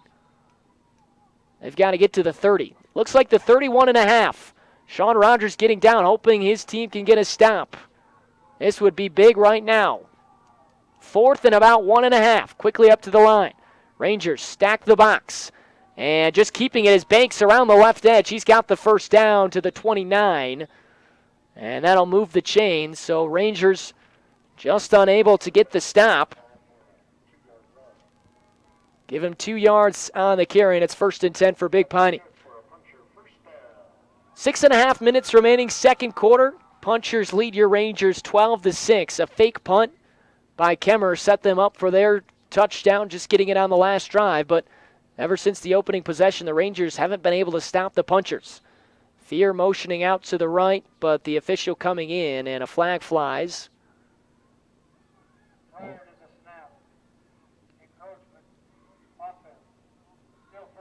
And they call it encroachment on the offense, so back them up 5 yards. 1st and 15, ball at the 34-yard line. And the first down marker at the 19-yard line. So 1st and 15 for the Punchers. They're huddled right there in the red uniforms. Quickly up to the tight set. Banks under center. Motion to the right is Chapin. And the handoff or the pitch play coming near side is given to Fear. He gets forward for about 2 yards.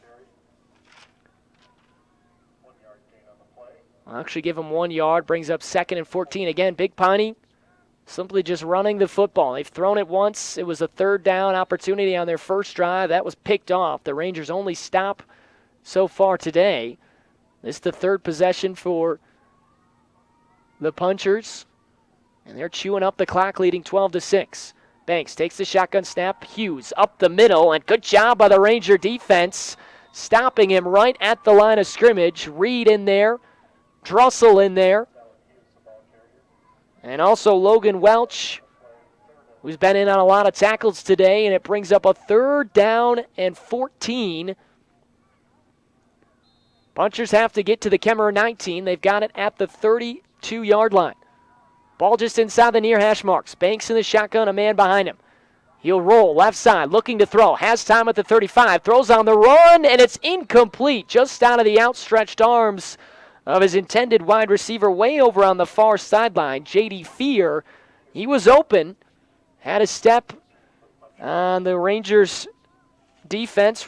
Bobby Webster was covering, but the ball just thrown too far to the left. And now decision time for Coach McKelkey. What do you do here on 4th and what looks like 13 with just under 5 minutes to play in the first half? Rangers trailing 12-6, and they've got it at the 32, so you might as well just go for it. Wouldn't make much sense punting, and he's going to go for it. 4th down and 12. Rangers an opportunity to get off the field defensively. Taking the snap, a pump fake near side, running, throwing on the run. It's just lofted up into double coverage. Oh, man, and they're going to throw a flag. That is absolutely tough for the Rangers. McLeod and Grosselec on the coverage. That ball was not going to be caught.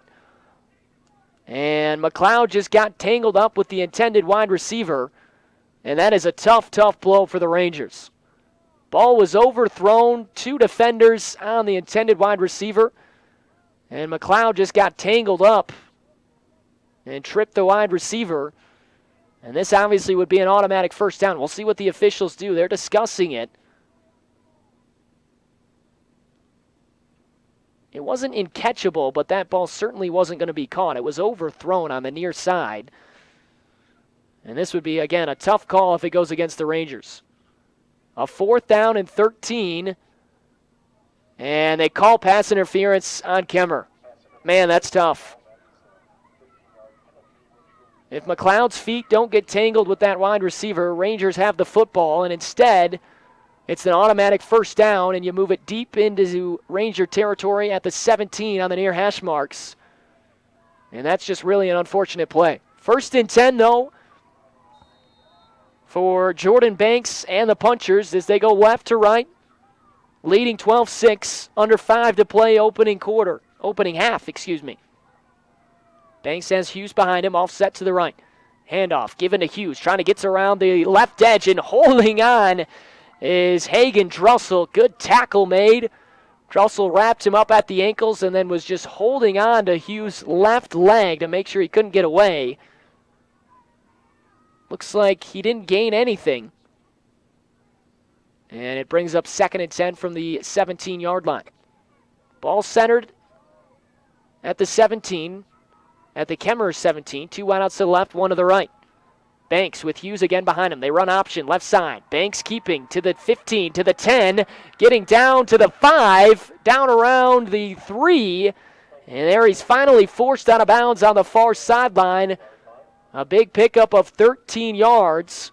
Move the sticks, and it's 1st and goal inside the 5. They'll mark it at the 2.5-yard line on the far hash marks. Rangers trying to come up with a big stand. 4 minutes to play, first half. Logan Welch trying to get off the field on the near side. They motion Fear out to the right. Handoff goes up the middle and stopped short at the 1-yard line. Is the big Rusty Steele. Have to assume they're just going to give this to either Steele or Hughes. 2 big backs that the Rangers have a tough task of stopping. It brings up 2nd and goal from just inside the 2 on the far hash marks. Again, a tight set. Fear motions to the right. The handoff is faked and a fumble. Recovered, though, by Banks. Chapin there on the stop. They were going to try and roll Banks out to the near side, and he dropped the football. Lost a yard on the play, brings up 3rd and goal from the 3. What a stop and a stand this would be for the Rangers. Let's see if they can get it. Again, the tight set. Fear, the deep man. Banks under center, lost the handle once again. He just keeps it on the broken play, though, and gets into the end zone. How about that from Jordan Banks? Almost dropped the football. He held on. Instead of handing it off, kept it. And he gets in from 3 yards out with 3:13 to play. And now the score 18-6. Again, an extra point try coming from Isaac Delgado. A tough, unfortunate play again on a 4th and 13. A pass interference keeps the drive alive. Couple plays later, Big Piney gets in. Banks on the hold. The kick this time. Delgado puts it up, and he puts it through with 3:13 to play in the opening half. Rangers now trail again by 2 touchdowns, 19-6. We'll take a break and come back. You're listening to Kemmerer Ranger Football on mylocalradio.com. First impressions matter. When you want to stand out, uniquely brand your business, organization, or team with help from Old West Design inside My Favorite Things at 164 Front Street. Create a professional image with uniforms, golf shirts, t-shirts, hoodies, decals, keychains, koozies, coffee mugs, and more. Manager Natalie Willie Lively and Old West Design help winners dress for success. Inside My Favorite Things, Old West Design, 164 Front Street, Evanston.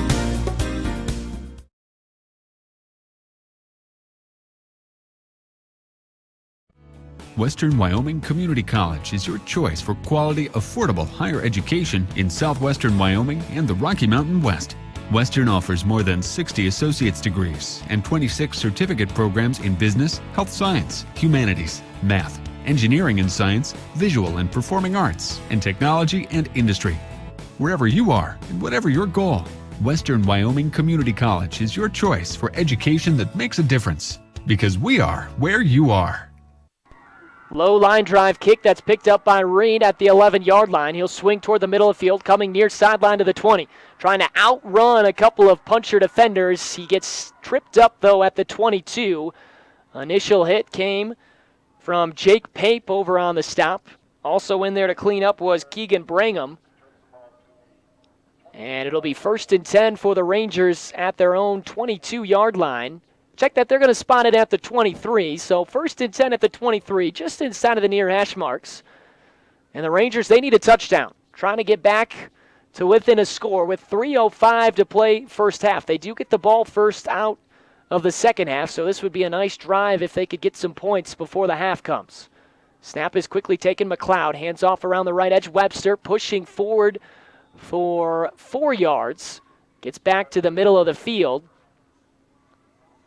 Stop made by J.D. Fear, and it'll bring up a 2nd and 6 as we're under 3 minutes to play in the opening half. Again, we're broadcasting here from Big Piney Elementary School. Press box not quite done yet in this brand new turf field at Puncher Stadium. McLeod goes under center, and he'll hand off this time around the left edge. Grosselek cuts it up to the 30, pushing tacklers forward to the 32. He's close to another first down, but just short. Fear in there to make the tackle along with Jordan Banks. Give him 4 yards, and it brings up a 3rd down and 2. Just over 2 minutes to play first half. See if the Rangers can get a big first down. McLeod under center. Handoff straight up the middle. Reed's got the first down to the 39. Almost broke a tackle as he angled to the right to the 40. And it is a first down for the senior Zach Reed. And the Rangers move the chains. That first down brought to you by A+ Trophy and Sign, your local trophy and sign expert over in Evanston. Kemmerer with a 1st and 10 at their own 39. McLeod takes the snap again. Handoff around right edge. Bobby Webster. He'll go nowhere. Driven backwards. Good push up front from the Big Piney defensive line. Dallin Hughes in there to make the initial stop. Delgado in there as well with 90 seconds to play in this first half. Rangers trailing 19-6. Second down and 10. In the shotgun now, McLeod. 3 backs around him. Hands off to Groslick around the left edge. He'll be spun down right in the middle of the field. That's Hughes again. That gets the stop. A gain of maybe a yard. And it looks like the Rangers have taken a timeout with 1:16 to play. And they have. So it'll be a third down for Kemmer coming up. Third down in what looks like just under 10 yards. Ball at the 40. They've got to get to the 49-yard line for the first down. Give you a quick recap before we get play started. 1:16 to play opening half, and it's been an eventful game. Opening series for Big Piney. Kemmer picked it off. It was Dylan McLeod. He's been Mr. Interception Man this year. Rangers returned it and got down to the 33-yard line before a Bobby Webster fumble gave it back to Big Piney. They then went on a drive. J.D. Fear capped it off with an 8-yard touchdown run. Extra point no good with 3:03 to play first quarter. It was 6-0. Then a Jordan Banks 25-yard run made it 12-0 just into the second quarter. A Ranger fake punt. They scored a play later, made it 12-6, and a late touchdown just a couple of seconds ago has made it 19-6. Third down, draw play up the middle. Reed has room to the 45. Outside the far hash mark, spinning around, gets inside midfield, still pushing the tackles, and gets to the 48. Nice play call on third down. As McLeod was set up to throw, he then handed it off to Reed, who gets at least 12, and that's a Ranger first down.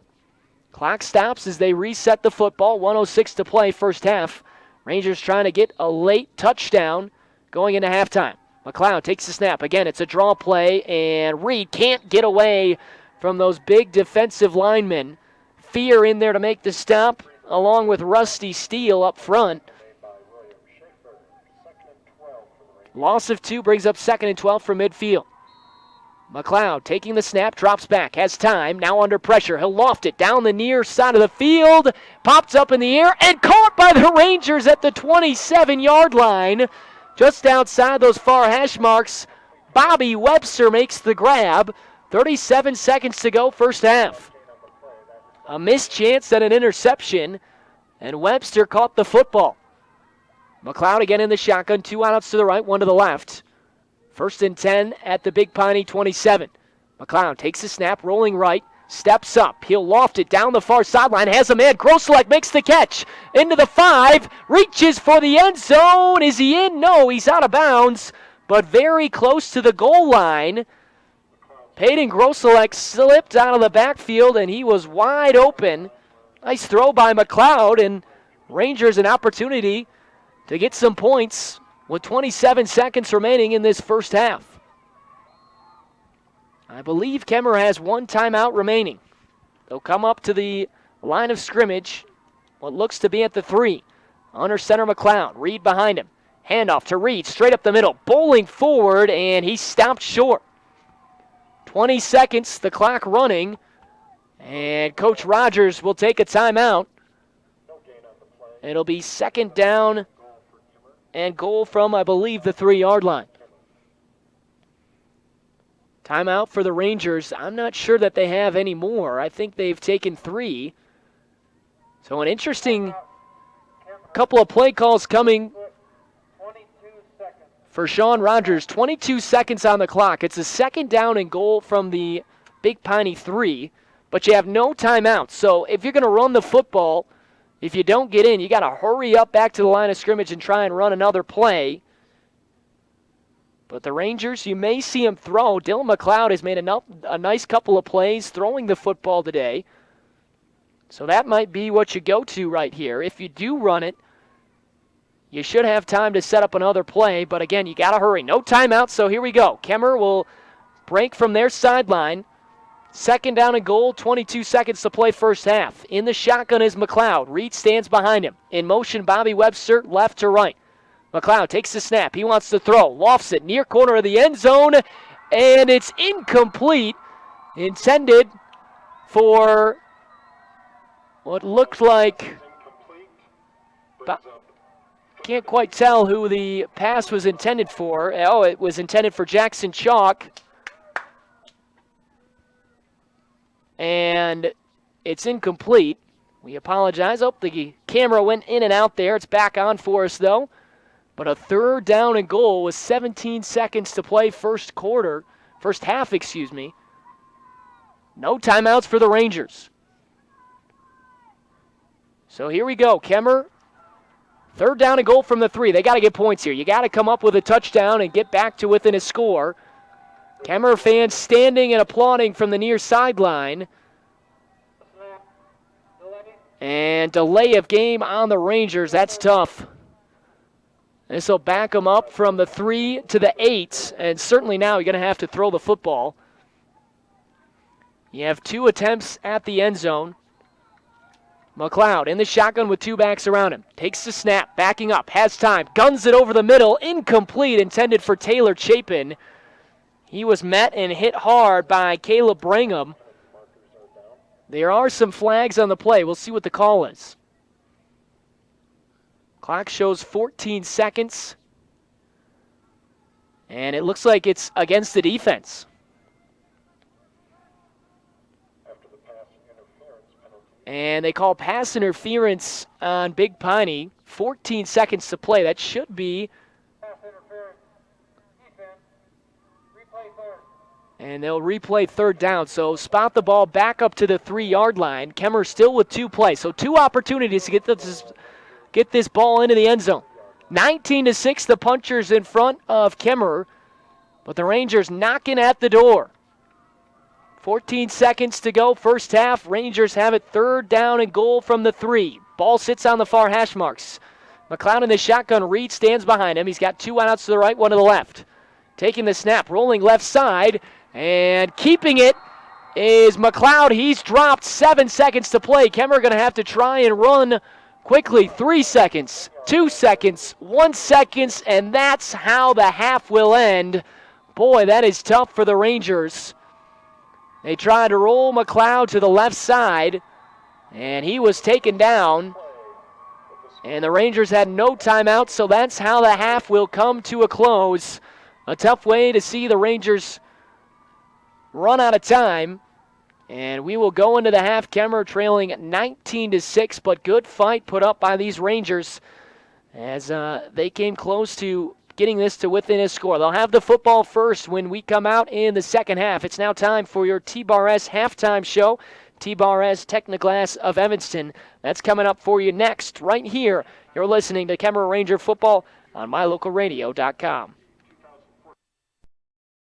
First impressions matter. When you want to stand out, uniquely brand your business, organization, or team with help from Old West Design inside My Favorite Things at 164 Front Street. Create a professional image with uniforms, golf shirts, t-shirts, hoodies, decals, keychains, koozies, coffee mugs, and more. Manager Natalie Willie Lively and Old West Design help winners dress for success. Inside My Favorite Things, Old West Design, 164 Front Street, Evanston.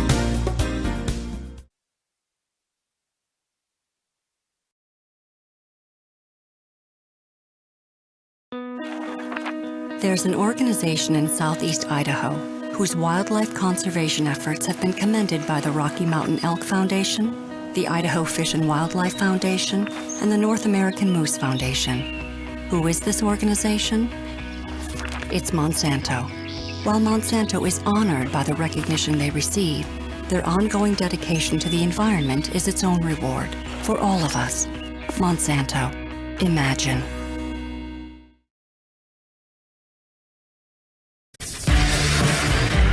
Wrecking your car can be a real headache, not to mention the stress. Whether you've had major damage or a fender bender, we can fix it. Let us relieve the stress. We'll work directly with your insurance company and have you back up and running quickly. Plus, we guarantee our work. Stop in for an estimate today. It only takes about 10 minutes and it's free. T-Bar S Body Shop and Technoglass of Evanston. Let T-Bar fix your car. 515 County Road, across from the cemetery. 789-2639.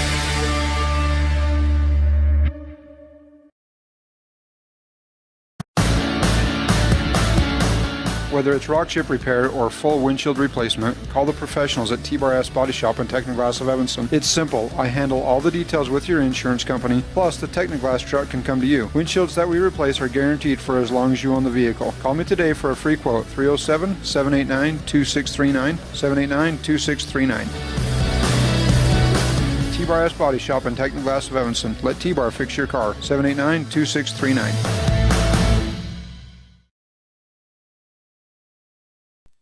And we welcome you back to Big Piney High School, where it's been a dreary, cold, wet day where rain has continued to fall. 19-6 the score. Big Piney leading on their homecoming game on the T-Bar S halftime show. The Rangers unable to get points right before the half. We'll give you a quick recap before we get our standout student interview, and then we talk, of course, with Craig Bull. But the Rangers falling behind 12-0. They then faked a punt and got a huge gain, about 75 yards, as Dylan McLeod caught a pass from Zach Reed, got him down to the 2. McLeod kept it on the next play for a touchdown. It was 12-6. Rangers unfortunately got called for a pass interference call on 4th and 12. It was questionable. Ball certainly wasn't going to get caught. 2 of the players got tangled, and the Rangers got called for the penalty. It was an automatic first down. A couple of plays later, the punchers did indeed punch it in, and the extra point was good. 19-6. Rangers then got it down again to the 3-yard line with about 20 seconds to play. No timeouts.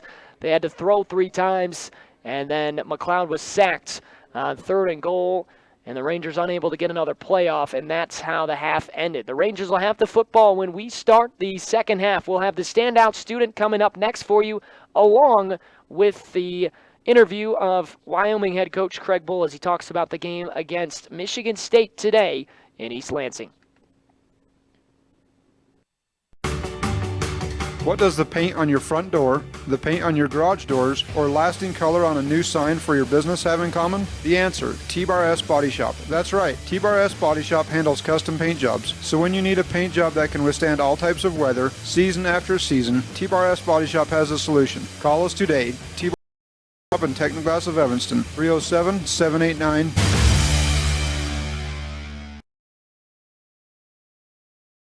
Joining me for the Standout Student of the Week is Bailey Schramm, and she's a junior here at Kemmer. Just tell me a little bit more about yourself, Bailey. I've been on the swim team for the past 3 years and the basketball team, and I'll be on the basketball team this year too. I've been on student council for the past 3 years and been class president, and this year I'm the student body vice president. Tell me what your duties are on student council. I just help out the president, which is Holland, and right now I'm in charge of coordination, so pretty busy with that. I know Holland, she tells me that she does a lot of planning. She gets everything ready, you know, parades, proms, stuff like that. So you help her with that as well? Yeah, so much as like the actual getting it done. I more help her with the ideas of it and giving her feedback on her ideas. I don't actually go out and plan the stuff. She's the one who contacts everyone, but I help her out with a lot of it. And why did you join student council? I joined it because I like to be where the decisions are being made, and I like to be part of what's going to happen to me, I guess. All right, you also play basketball and you are a swimmer here. What's your favorite sport? Swimming. And why is that? I like it because I'm better at swimming than basketball, and like I can see my own progress more easily throughout the season than I can with basketball. We're talking with our standout student, Bailey Schramm, this week, and you like swimming. Tell me about your coach, Greg Gray. What are your thoughts on him? Oh, he is the best coach by far. He knows what he's talking about. He's been around forever. He's Kemmer's only swim coach, has been since we've had a pool, and I just respect him a lot. He seems like a guy that can get you to laugh pretty easy. He gets me to laugh pretty easily. Yeah, he does a pretty good job. All right, so you're a junior here. You're on student council. Anything else, other activities that you do here at Kemmer? And you also swim and play basketball. Is there anything else? I'm in choir, and I hope to be on NHS soon. Okay, so you're a pretty busy student here. You've obviously got another year to think about, you know, your future, but have you started to think about where you want to go to college? Yeah, I went to HSI this summer for 3 weeks at the University of Wyoming, and I really enjoyed it, so I'd like to probably look towards going to the University of Wyoming. Talking with Bailey Schramm, our standout student. Any idea what you want to do or what you want to study at Wyoming? I really have no idea what I want to do. That's okay. You got time to think about it. You're still only a junior. What is your favorite thing about Kemmerer? My favorite thing is that even though it is small, there's not a lot of bullying, and you can get really close with certain people, and there's a group for everyone. That's what I like most. That is the answer that I've been getting every week. There's no cliques and everyone gets along. So that's obviously got to make it easy to go through your 4 years here. Yes, I think it's made it a lot easier. The past 2 years have flown by, and I know these next 2 years will go even more quick. All right, so I know you're pretty involved with the school. How involved with you are, watching the sports that you're not playing? Are you big on watching the football games and watching the boys basketball and the wrestling and track and stuff like that? Yeah, I made it to the home volleyball game, and I haven't been able to make it to any football games because we've been out of town for swimming, but I'm always here. I go to every wrestling meet that's here, go to the boys swim meets and the boys basketball. I try to watch all the sports that are here. All right, Bailey Schramm, a true Kemmerer Ranger. Now, before I let you go, I do this every week. I got to ask you a score prediction. Kemmerer going to Big Piney this week. They haven't got a win. Do they pick up that first win this Saturday? I think they will, 14-12. Wow, low scoring. Okay, Bailey Schramm, standout student of the week. So thank you so much for joining me. Thank you. Special thanks to Bailey Schramm, who joined me earlier in the week for our standout student. Bailey, I hate to break it to you, the final is not going to be 14-12. Now, Kemmerer could still win this game, but again, 14-12 out of reach as they trail 19-6 at the half. I know we'll send it over to our interview with Craig Bull, head coach of Wyoming, as the Cowboys out, and we're taking on Michigan State earlier today. I don't have the final there, but I believe Michigan State picked up the victory in big fashion. That's a tough team, top 10 team out there in the state of Michigan, the Spartans. But here's what Craig Bull had to say about last week's win and about this week's game against the Spartans. Coach, it wasn't pretty, but you pulled out a last-minute win against the Florida Atlantic Owls at home in Laramie. Discuss Saturday's contest. It was an exciting ball game. I think it's going to be a game that our program will remember for a long time. I know I will. It also gives us a great opportunity as we get ready to play another top 10 team. Michigan State is a great football team, not only a great football team, but a great program. It's a lot to play for, a lot of challenges out there. Good news is I think we came through the game fairly healthy. And Coach, now a third of the way through the season, you're 3-1. Your only loss to a team on the road in Oregon that many have playing for the national title. You have to be pleased with the season to date. We're pleased. There's always room for improvement as a program. We knew Oregon would be a tough test for us. I think we could certainly play better.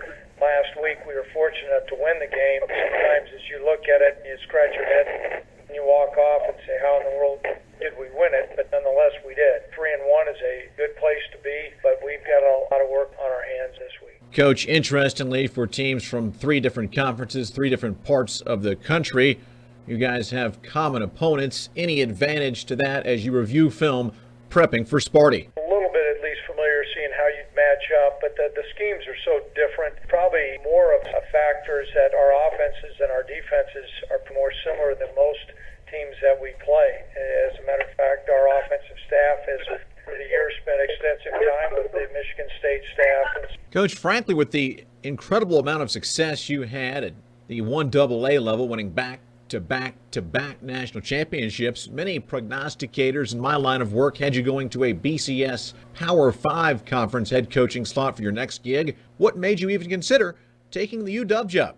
I had a great deal of familiarity personally with the University of Wyoming. They had recruited me out of high school. This region of the country is a part of that country that our staff was very familiar with. There's only certain schools that we felt comfortable leaving North Dakota State for, and the University of Wyoming, with its long tradition and some really unique resources, it seemed like a great match and a great fit. Coach, your fine freshman safety Tim Kamana out of Honolulu. His father played for Michigan State. Any possibility that he might be distracted? I know he's played quite well of late. I don't think there'll really be any distractions with Tim. We're well aware of his father's history there at Michigan State.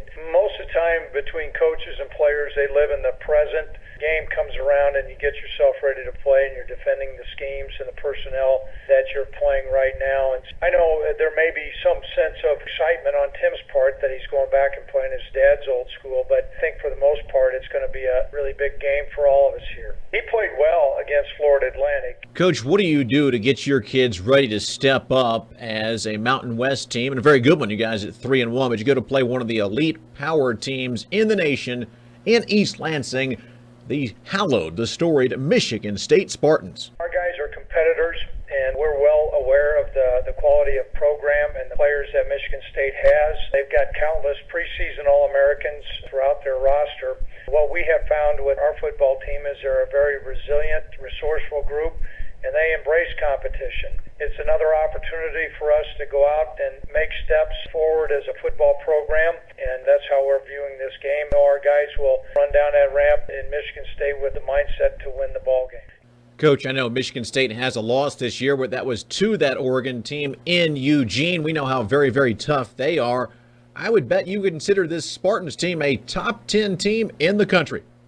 Well, I certainly think they are, and I vote in the coaches poll that both of those guys are in the top 10. And when you get to this early time in the year, there's a whole group of guys that are vying for that top 4 spot. And these are two premier programs that enjoy a great national reputation and certainly a great challenge for us. And that's the fine head coach of your 3-1 Pokes, Craig Bohl.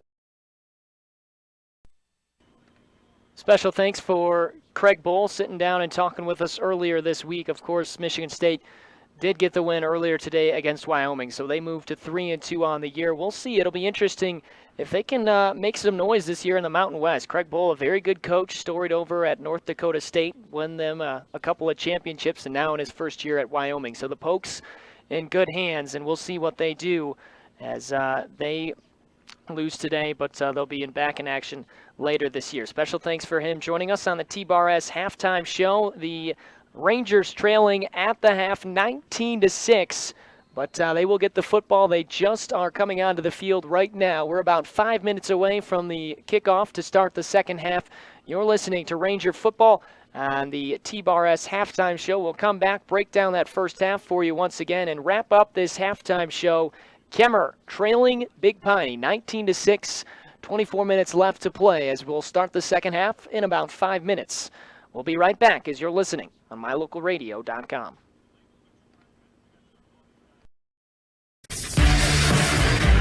Wrecking your car can be a real headache, not to mention the stress. Whether you've had major damage or a fender bender, we can fix it. Let us relieve the stress. We'll work directly with your insurance company and have you back up and running quickly. Plus, we guarantee our work. Stop in for an estimate today. It only takes about 10 minutes and it's free. T-Bar S Body Shop on Technoglass of Evanston. Let T-Bar fix your car. 515 County Road, across from the cemetery. 789-2639.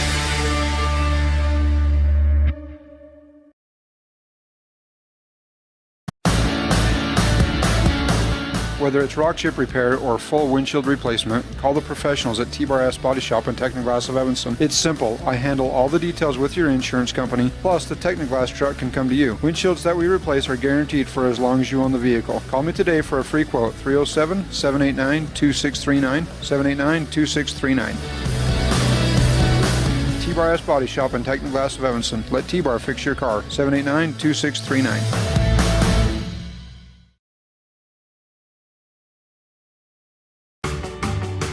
What does the paint on your front door, the paint on your garage doors, or lasting color on a new sign for your business have in common? The answer, T-Bar S Body Shop. That's right, T-Bar S Body Shop handles custom paint jobs. So when you need a paint job that can withstand all types of weather, season after season, T-Bar S Body Shop has a solution. Call us today. T-Bar S Body Shop and Technoglass of Evanston, 307-789-2639. That's 789-2639.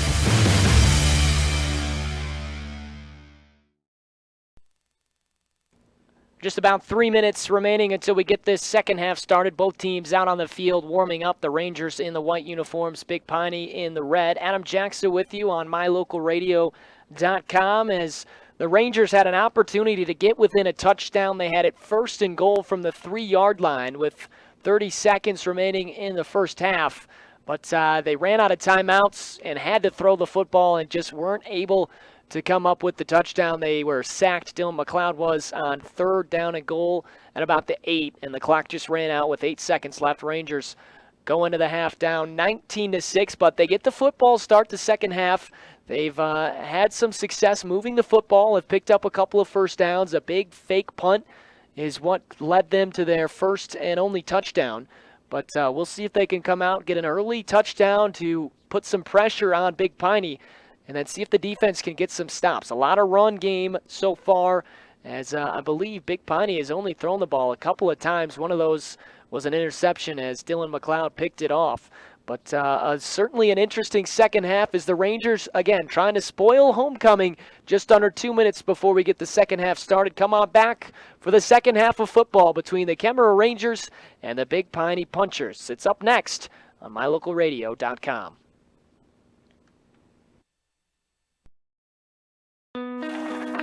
There's an organization in southeast Idaho whose wildlife conservation efforts have been commended by the Rocky Mountain Elk Foundation, the Idaho Fish and Wildlife Foundation, and the North American Moose Foundation. Who is this organization? It's Monsanto. While Monsanto is honored by the recognition they receive, their ongoing dedication to the environment is its own reward for all of us. Monsanto. Imagine. First impressions matter. When you want to stand out, uniquely brand your business, organization, or team with help from Old West Design inside My Favorite Things at 164 Front Street. Create a professional image with uniforms, golf shirts, t-shirts, hoodies, decals, keychains, koozies, coffee mugs, and more. Manager Natalie Willie Lively and Old West Design help winners dress for success. Inside My Favorite Things, Old West Design, 164 Front Street, Evanston.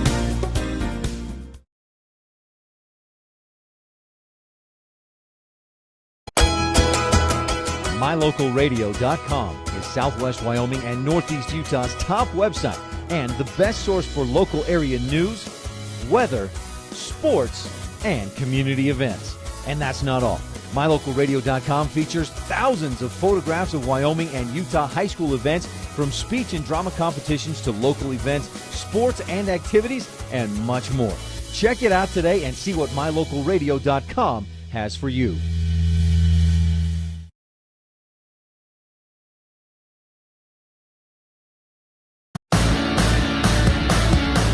Whether it's rock chip repair or full windshield replacement, call the professionals at T-Bar Body Shop and Technoglass of Evanston. It's simple. I handle all the details with your insurance company, plus the Technoglass truck can come to you. Windshields that we replace are guaranteed for as long as you own the vehicle. Call me today for a free quote, 307-789-2639, 789-2639. T-Bar Body Shop and Technoglass of Evanston. Let T-Bar fix your car, 789-2639.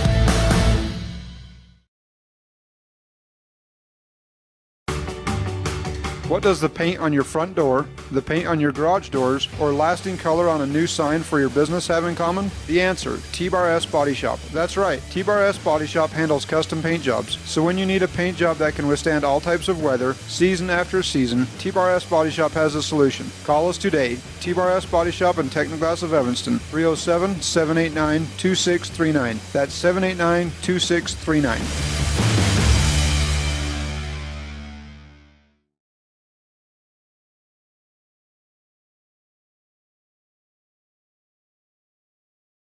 And we welcome you back. The Rangers getting fired up for this second half. They trail 19-6, but they'll get the football first as they come out and are trying to get back within a score. And they're hoping that they can do that with their opening possession of the second half. They'll get the football again after failing to score 3 opportunities from inside the 3-yard line before the first half ended, and they just weren't able to punch it in. They had to throw the football, though, after getting stopped on first down because they used their last timeout. An unfortunate way to end the first half, but we'll see if the offense can get something going in the second. It'll be Delgado to kick off. Isaac, the freshman, has missed a couple of extra points today, but he made his third. He's been good at kickoffs Back to receive for the Rangers is Noah Johnson in the middle, Zach Reed, and on the near side is Taylor Chapin. Rangers will get the football as they'll return this from left to right. Here's the kickoff, and it's a low line drive kick to the far side. Johnson catches at the 15, comes up the far hash marks, cuts toward near side. He's got room to the 30, breaks the tackle, still on his feet, still piling forward to the 40, and down at the 47-yard line, just short of midfield. And a nice return. I'm scanning the field, not seeing any flags. And the Rangers with terrific field position on the return by the freshman Noah Johnson as we are just underway in this second half. For the moment, it looks like the rain has stopped, but umbrellas still out all over the stadium. Beautiful new field for Big Piney. We'll see what the Rangers can do on their first offensive possession. McLeod under center. Hands off around the near edge. Webster cuts back, gets to the 50, and he dropped the football. The football is loose. Who's got it? Big Piney says they do, and they have it. Not the start you want in the second half. Webster, his second fumble of the game, and take away that good field position because it now turns to Big Piney. They get it at the Ranger. They'll mark it right at the 50-yard line. Tough way to start the second half. That's Kemmer's second turnover. Both of them on fumbles from Bobby Webster. And now Big Piney takes over at midfield on the near hash marks. Banks in the shotgun in motion to right is Fear. Faking the handoff, keeping it as Banks, but he's stuffed right at midfield. Hagen Drussel, number 72, getting in and wrapping up. Banks on the carry. May have pushed forward for a yard. They'll give him about 6 inches, but Drussel, a good stop. And it'll bring up 2nd down and 10. Just under a minute into this second half, and the first play of the second half, a fumble by Bobby Webster. Big Piney recovers. Shotgun snap handed to Hughes. Hughes finds a hole, and there he goes. Cutting outside, angling right down the far hash marks to the 35. And he's stopped there. A big first down run, though, for Dallin Hughes. He was big in that first half. He's a powerful back, and when he gets going, he's got some speed behind him as well. A first down for Big Piney as the clock continues to run. They run their offense much like Lyman did, just a lot of run plays that chews up the clock. Again, Banks in the shotgun. He's got a pistol set. Fear stands behind him. In motion to the left is Hughes. Handoff to Fear, and he's driven backwards. Nice tackle made. This time it's Logan Welch, number 75 for the Rangers, that takes down Fear. No gain on the play. Might have lost a yard. Brings up 2nd and 10 as the punchers drive right to left early on, second half. An opening play fumble by Bobby Webster has given the football to Big Piney. In motion near side is Fear. On the handoff, he comes around the near edge, has blockers out in front of him at the 35, cuts back inside and down to the 31. Welch on the stop. Also over there to help out was, well, we actually don't have, it was number 54. We don't have him on our sheet. But the tackle is made. Welch, the initial hit man. And it brings up 3rd down for Big Piney. Call it 3rd and 5. Got it on the near hash mark. Snap is dropped. Banks rolling to the right under pressure, and he tosses it out. It's incomplete off the fingertips of Rusty Steele, who was running toward the far sideline. Good pressure by Zachariah Reed as he was right in the face of Banks. That's why Jordan missed that throw. And Kemmer, they did turn the football over, but they've got an opportunity to get off the field. A 4th and 5 now upcoming at the Ranger 31-yard line. Big Piney got to get to the 26. They'll go for it. Banks takes the shotgun snap. He'll look to throw. Lofts it across the middle, and it's knocked down. Nice play by Zachariah Reed, who got his hand up in the air, batted that football down. And the Rangers will take over with 9:37 to play in this third quarter.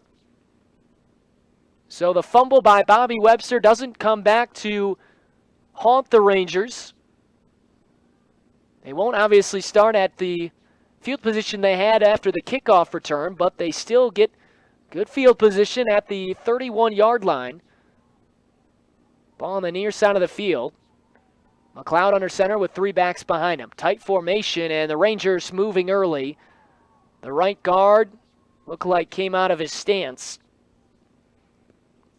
That was Colton Rydstrom, who popped up a little bit early. So it'll become 1st and 15.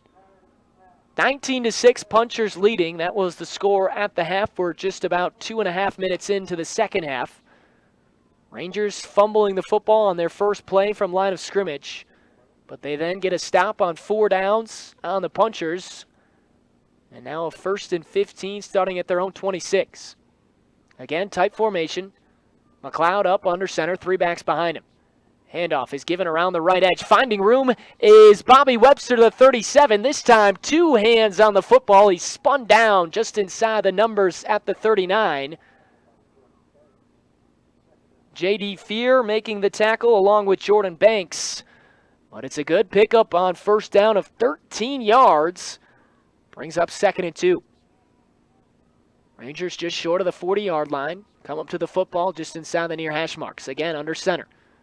Handoff is given around the right edge. Webster trying to fight forward, but Dallin Hughes dragging him backwards. Also, William Schaefer there. Doesn't look like any gain on the play, and it brings up 3rd down and 2 from the 39-yard line. Under 9 minutes to play, 3rd quarter. Rangers trail the Punchers on Big Piney's homecoming. It's 19-6. Kemmer getting their only touchdown after a fake punt that was beautifully executed. McLeod scored a play later from 2 yards out. Big 3rd down and 2 upcoming for the Rangers. McLeod under center. 3 backs behind him. 4 on the line for the Punchers. Handoff to Reed. He's got the first down, it looks like, to the 41. Then driven backwards on the near side. In there to make the stop is Rusty Steele. Jordan Banks over there as well, but it is enough for a first down. Rangers needed 2 yards. They got 3 on the carry from Zach Reed. And they moved the football to the 42-yard line, their own 42. Going left to right. Again, ball just sitting inside the near hash marks. Punchers stack everybody inside. Rangers will try and run it around the near edge. Webster takes a big hit at the 44-yard line. Driven down by Fear. And also, Isaac Delgado got in there as well. Didn't look like he got many yards on the play. They'll give him a couple. 2nd down and 8. Rangers a big possession here. If they can get it in the end zone, they will come within a touchdown of the lead right now. It's a 13-point lead. 19-6. McLeod takes the snap. He'll hand to the left side, and Grosselek driven backwards. Won't get back to the line of scrimmage as he's tackled in the middle of the field. Dallin Hughes, the starting running back, makes the tackle for loss. And it now becomes 3rd down and long from the Ranger 41-yard line. Loss of 3 on the play. Rangers have to get to the 48. Of Big Piney. They've got it on their own 41. 2 wideouts to the right for Kemmer, 1 to the left. Under center is McLeod. He's got 2 backs behind him. A roll near side, sets to throw, lofting it for Grosselek, who turns, and it's picked off at the 40-yard line. Down the near sideline to the 50, to the 40, cutting back inside to the 35, and then spun down by the Rangers. The interception made by number 27, Caleb Brigham, and the football just kind of fell into his arms. The officials looking to Coach Rogers. He's pointing at where the ball was picked off. I'm not sure what he's arguing with them about. So he was looking for a hold or pass interference or something on the play. The officials gathering. There's not a flag thrown down on the field, but they'll discuss as it stands an interception by Brigham. And good field position for Big Piney with 6:36 to play 3rd quarter. But we'll wait for the call for the officials.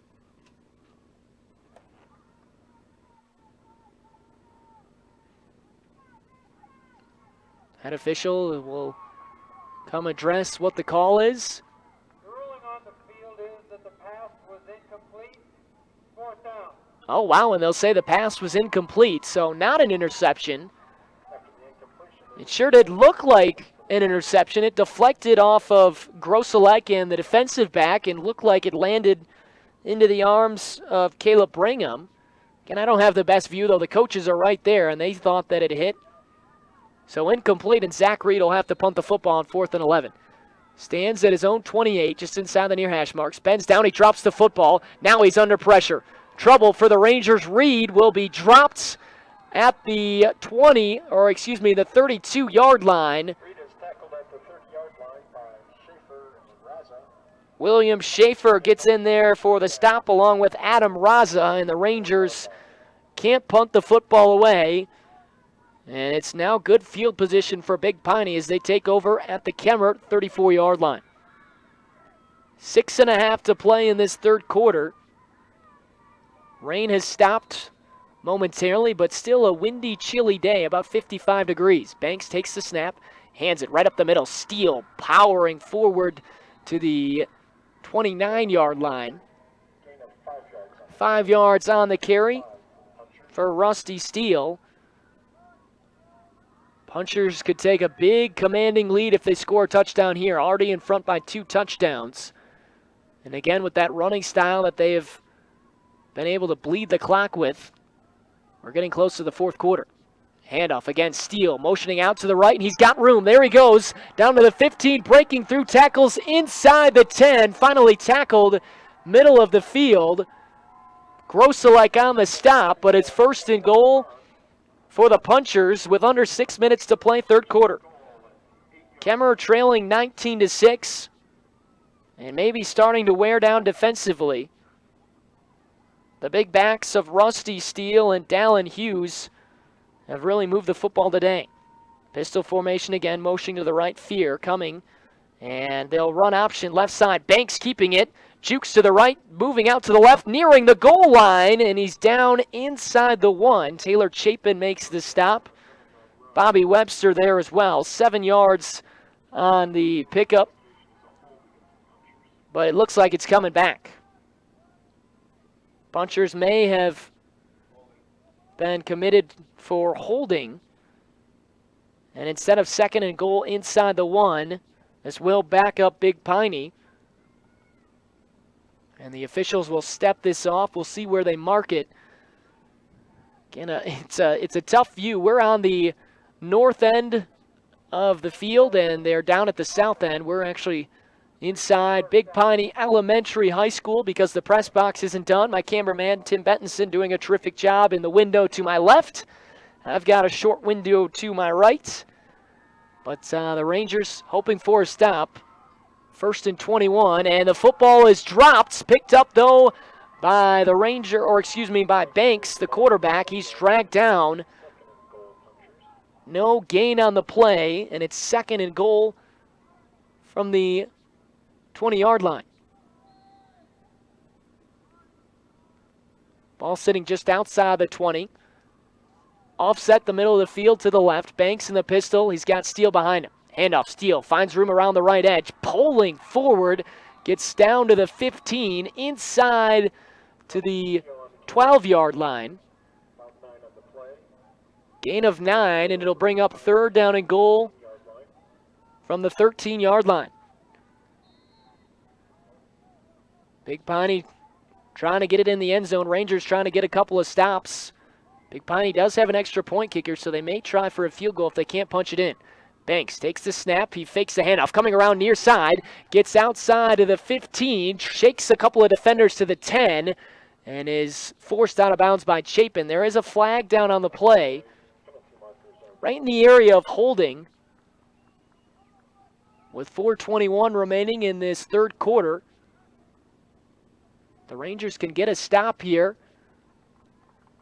And go down and get a touchdown. They'd be within a possession, and it is indeed a holding. So a couple of holding calls have backed up the Punchers.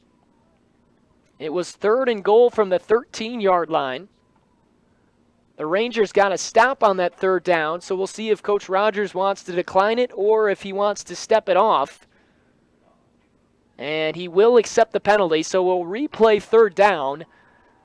And this will be spotted at the 29-yard line. So the punchers just going backwards. They had it first and goal at the 7. It's now third and goal at the 29. Ball in the near hash marks. 3 wideouts to the right, 1 to the left. Rolling right side is Banks. Has room. He's being chased. He'll throw on the run. Lofting for the end zone. And it's incomplete. Overthrown. Boy, he had a man right at the goal line. It was intended for Jake Pape. And he was open. Ball was just over his head as he dove backwards right at the far pylon. And now let's see what third-year head coach Aaron McKelkey wants to do. It's 4th and 27 at the 28-yard line. 4th and 28, excuse me, and they're going to just go for it. Rangers trying to come up with a stop. Banks takes the snap. Has time. Looking. He'll loft it again. Far side of the end zone. And it's caught at the 2-yard line. But that's not going to be enough. And the Rangers will take over.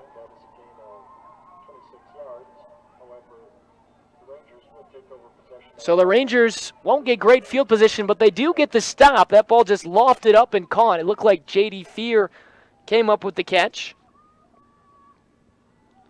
Kemmer takes over deep inside their own territory. Ball spotted at the 3-yard line. Third quarter, 4 minutes to play in this third quarter. Rangers trailing 19-6. See if they can break out of a big run or a big play to get them sacks behind him. Big Piney stacking the box. The handoff goes around left edge to Grosselek, and he's dragged down around the 5. Holding on to make the tackle was Justice Fisher. Maybe a gain of 1 or 2. They'll give him the gain of 2 to the far hash marks at the 5. Rangers going left to right. You're listening and watching live on mylocalradio.com. I'm Adam Jackson. Thanks for joining us on this Saturday afternoon. A cold, wet Saturday at Big Piney for their homecoming. 6. Rangers trying to get some points and get back to within a score. McLeod takes the snap. He'll roll and keep it himself, falling forward as he backs up to the 9. Tackle made by William Schaefer. Adam Raza in there also. And it becomes 3rd and 4 for Kemmer, and you got to try and pick up a first down, obviously, to move the field position and keep this drive alive. Kemmer has only one A-plus trophy and sign first down in this second half. Couple of good stops defensively by Big Piney. It's 3rd and 4. And the handoff is faked. Keeping it up the middle is McLeod. He gets up to the 12. He's going to be short of the first down.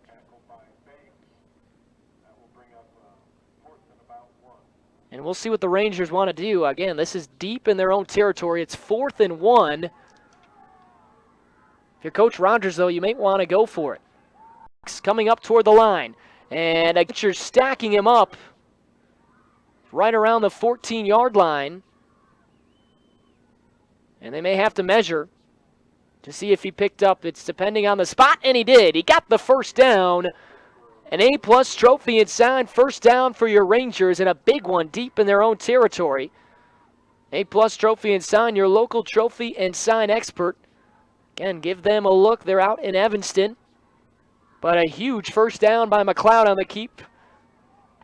Otherwise, it would have been 1st and 10 for Big Piney, and they all most definitely could have gone in and taken a commanding lead. McLeod wants to throw. He'll loft it down the middle of the field, and that ball is caught at the 40-yard line. What a grab, hanging on for it. The catch made by Taylor Chapin. He had a defender all over his back, but hauled it in. And a big gain. The Rangers moving the football with just under 2 minutes to play in this third quarter. Another A-plus trophy and sign first down, your local trophy and sign expert. And Kemmer now 1st and 10 at their own 38-yard line. Ball spotted in the middle of the field. Rangers going left to right. McLeod under center, 3 backs behind him.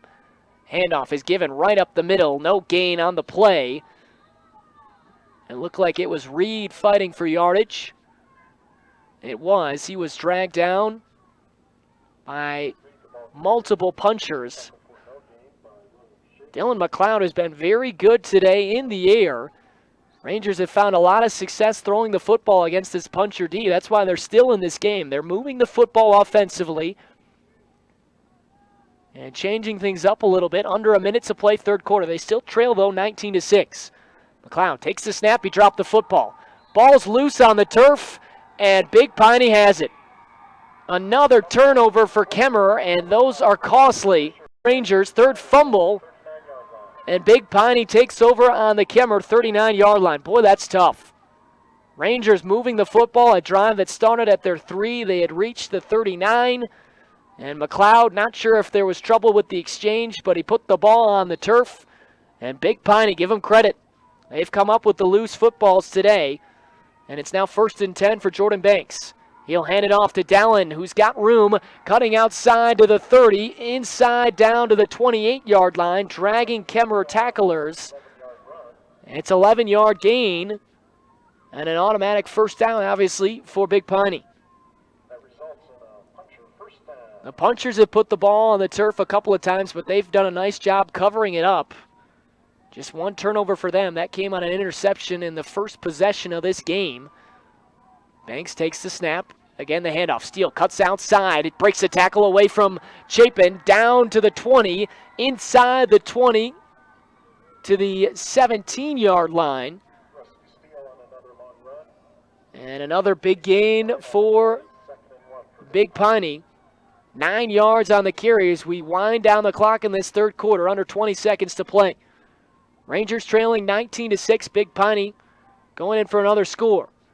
Steele cuts back left, dragging tacklers again down those far hash marks. He's got the first down. Tackle made by Zach Reed. And that could wrap up this third quarter. 5 seconds to play. We'll see if Big Piney wants to snap the football again. The clock hasn't started running yet. Looks like they will. Banks takes the snap, handing off. Steele running around the right edge, and he's dropped. And that will run out the clock on the third quarter. May have gained a yard, but that's it. So we'll head to the fourth quarter. No points scored in this third. A couple of turnovers by the Rangers, and they've been costly. 19-6, punchers in front. We've got 12 more minutes to play. We'll be back after this. You're listening to Kemmerer Football on mylocalradio.com. Western Wyoming Community College is your choice for quality, affordable higher education in southwestern Wyoming and the Rocky Mountain West. Western offers more business, health science, humanities, engineering and science, visual and performing arts, and technology and industry. Wherever you are and whatever your goal, Western Wyoming Community College is your choice for education that makes a difference. Because we are where you are.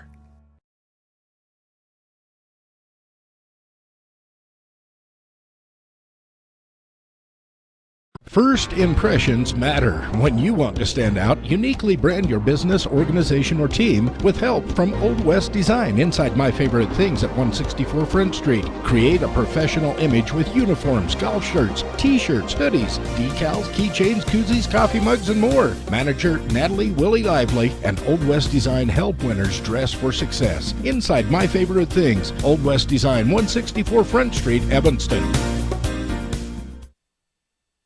Start of the fourth quarter, it's 2nd down and 8. Deep territory. Snap taken by Banks up the middle. Steele falls forward to the 10. Doesn't look like he got much there. Good job by Drussel to get the stop along with Chapin. And it's 3rd down and 8. Rangers have been big defensively today. Turnovers have cost Kemmerer as they've fumbled the football 3 times. Twice by Webster, once by McLeod. They got to come up with a stop here, trailing 19-6 in the final quarter. Snap taken. Around the left edge, it's Steele up to the 5, powering forward to the 3. Down on the near hash marks. And that should be enough for a first down. No, it's just short. So it's 4th and 1. They can pick up a first down before a touchdown. The ball spotted at the Ranger 4. And Big Piney having to get to the 3, but they've got 2 backs to choose from. Who do you give it to here? You either got Rusty Steele or Dallin Hughes that most likely will get the football. Tight set It's just a quarterback sneak right up the middle. Big push and a first down. Quarterback kept. Jordan Banks getting forward. A 3-yard push. He can thank his offensive line for that one, and it's first and goal for the Punchers. 11 minutes to play, fourth quarter, and the Punchers trying to potentially close out this game. They lead already by 13, trying to add on for another touchdown. In motion, they send Fear out to the right.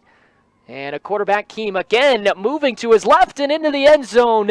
A touchdown for Jordan Banks. First points of the second half. And it comes with 10:44 to play in this fourth quarter as Kemmer now trailing 25-6. And it is going to take a big rally for them if they want to get back into this one. Extra point coming from Isaac Delgado. Jordan Banks will hold at the 10. Gets the snap down, one step. Delgado puts it up, and it's good. Isaac Delgado has gotten better on his extra points. He missed the first two, but he's come back and nailed the second two. Unfortunately, that means it's now a 20-point lead. 26-6, Kemmer trailing with 10:44 to play in rainy, windy, cold Big Piney. We'll be back after this. You're listening to Ranger Football on MyLocalRadio.com.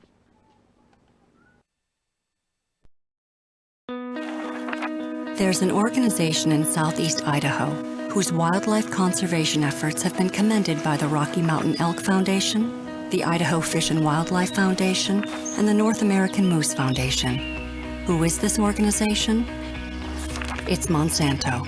While Monsanto is honored by the recognition they receive, their ongoing dedication to the environment is its own reward for all of us. Monsanto. Imagine.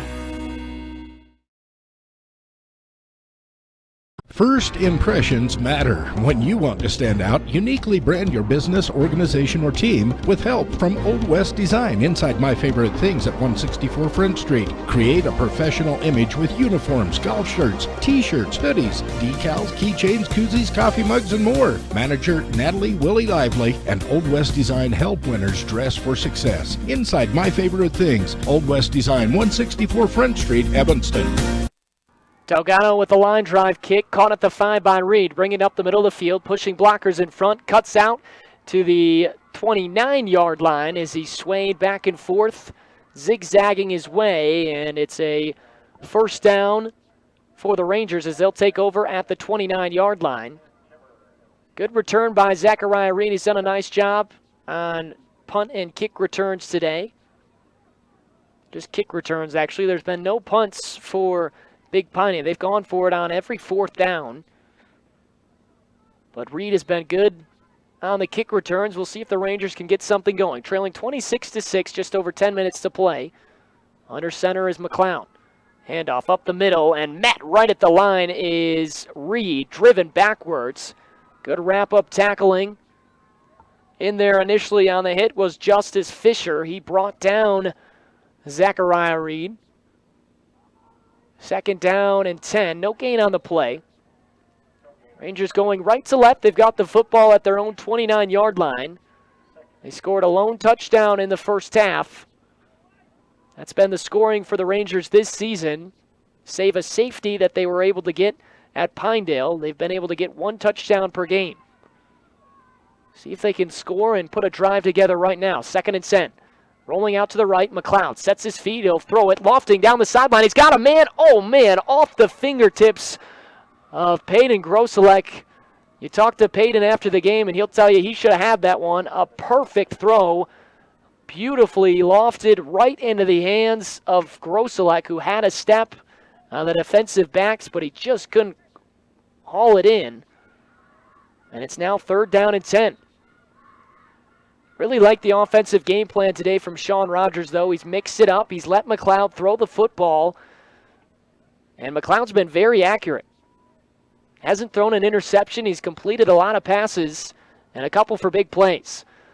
Rangers need a big play here. Down third and 10, down by 20. It's a screen play right across the middle. It's caught by Rogers, or check that, Reed to the 35. He gets forward to the 39. And it's right around a first down for the Rangers. Nice little middle screen to the running back. And they may measure this. Nope, it is a first down. That first down brought to you by A-Plus Trophy and Sign, your local trophy and sign expert. I tell you what, Dylan McLeod, he has played very well. Looks real comfortable in the pocket and rolling right to left. A nice little dump-off throw to Reed, who was able to get 10 yards on the screen pass. And it's 1st and 10 with 9.5 to play. Kemmer has it at their own 39. 2 outs to the right, 2 to the left. Throwing again, McLeod, and he's driven backwards and sacked at the 29. Dallin Chapin came free. McLeod had 2 guys running straight for him, and he's dropped way back at the 29, a loss of 10 yards on the play. Looked like a missed assignment. The Rangers let Hughes come through, and it'll be 2nd and long. Call it 2nd and 18 for the Rangers. Clock running, 8:50 to play, 4th quarter. Kemmer trailing 26-20 here at Big Piney as the rain continues to fall. And now a timeout called by Sean Rogers, heading out to talk to his team.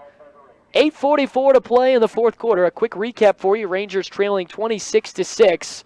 2 touchdowns scored in that first half. First by J.D. Fear of Big Piney, an 8-yard run.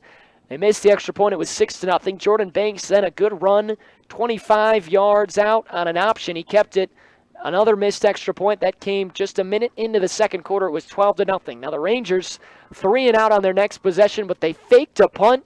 Sean Rogers, a perfect call. McLeod was wide open. He went 75 yards, scored on the next play. Rangers cut it to 12-6. Big Piney came back 19-6. Rangers had an opportunity 1st and goal at the 3 with 27 seconds left in the first half. They were stopped 3 times, and then the clock ran out on them as they were sacked. And the half ended 19-6, and then just recently Jordan Banks, a 1-yard touchdown run. The extra point was good. 26-6, Rangers trailing with 8:44 to play. McLeod takes the snap, just a quick shuffle pass left to Grosselike, breaks a tackle at the 30, near sideline to the 35, getting back to the original line of scrimmage as he was forced out of bounds. Give him 10 yards on the carry, and it'll bring up 3rd and 9 for Kemmer. Clock stops as the tackle was made out of bounds.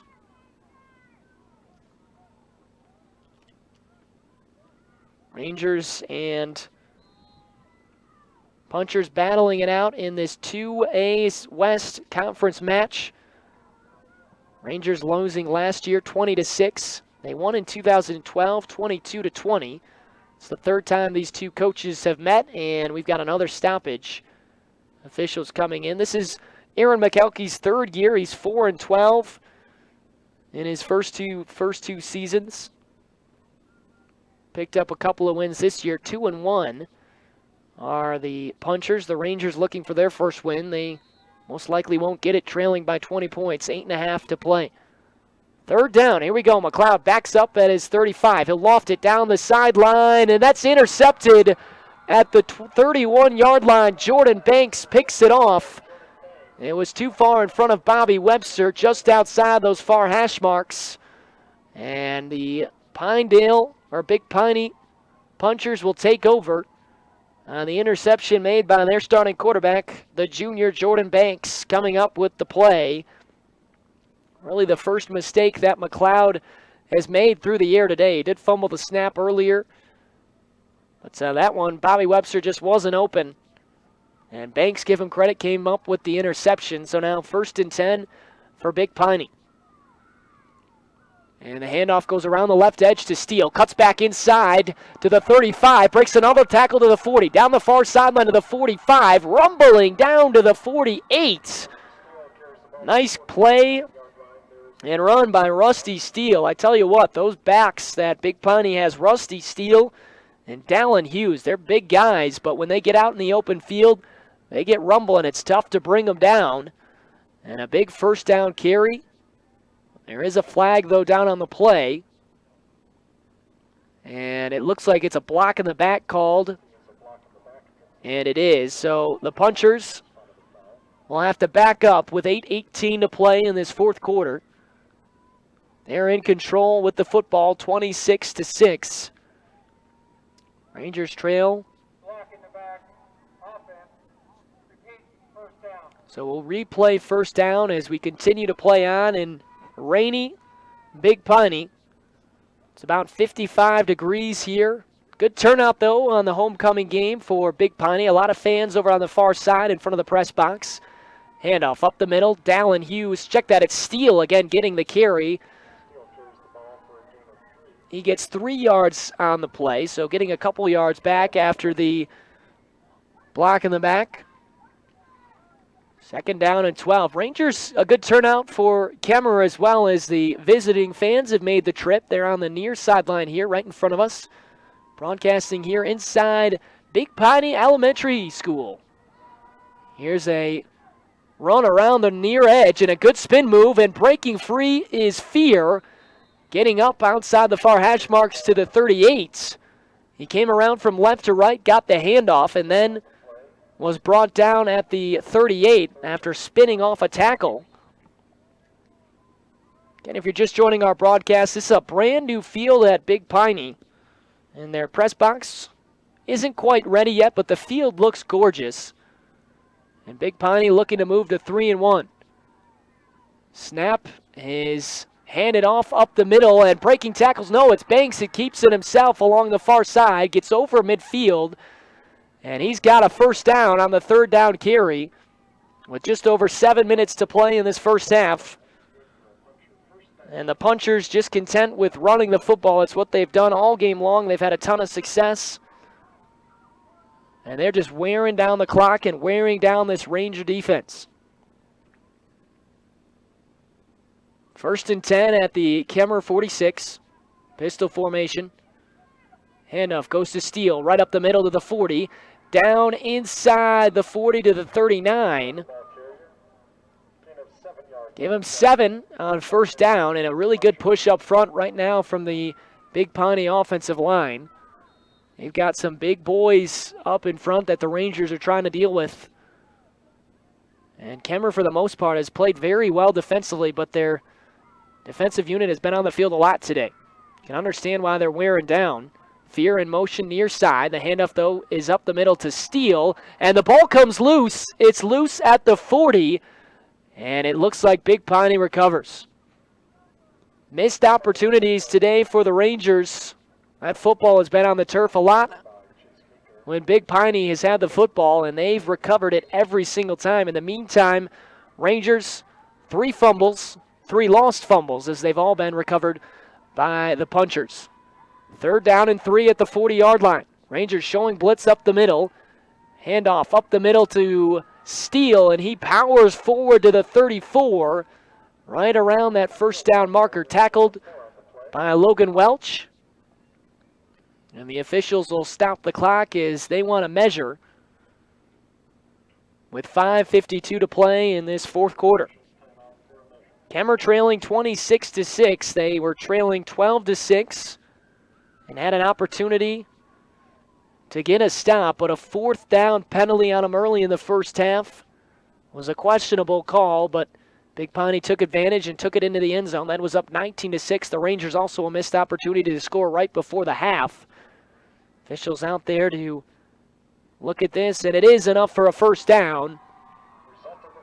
Starting running back was Dallin Hughes, but he's been replaced, Rusty Steele, for good reason. Steele has powered through this Kemmer defense. A lot of forward momentum for Steele. And Big Piney just trying to close out their third victory of the year as they are in front handily by 20, 26-6. Under 6 to play. Shotgun snap taken again up the middle. Steele running forward. A flag flies in. Still barreling forward to the 26 on that far side of the field. Tackled by Jackson Chalk. Brandon Doomer in there as well. This snap and play looks like it'll come back. That flag was thrown initially right when the football was snapped. So that's in the area potentially of illegal motion or a false start. We'll see what the officials call. Clock is stopped with 5:39 to play.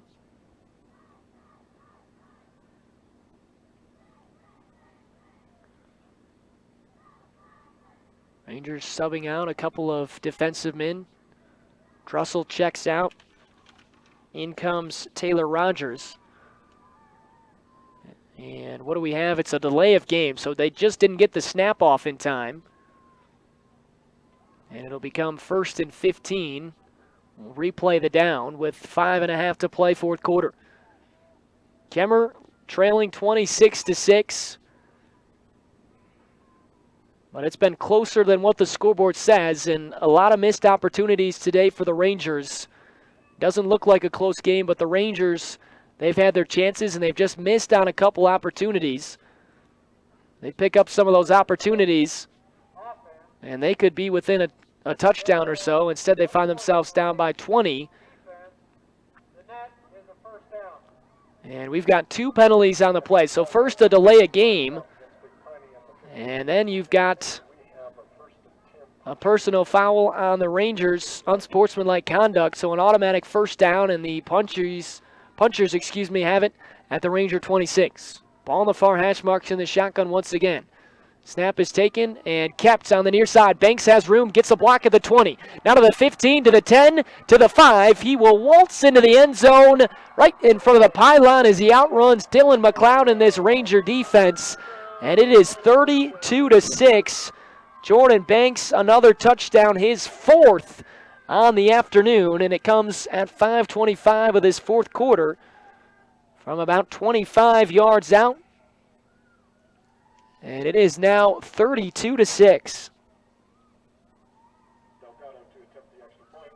Isaac Delgado will prepare for the extra point.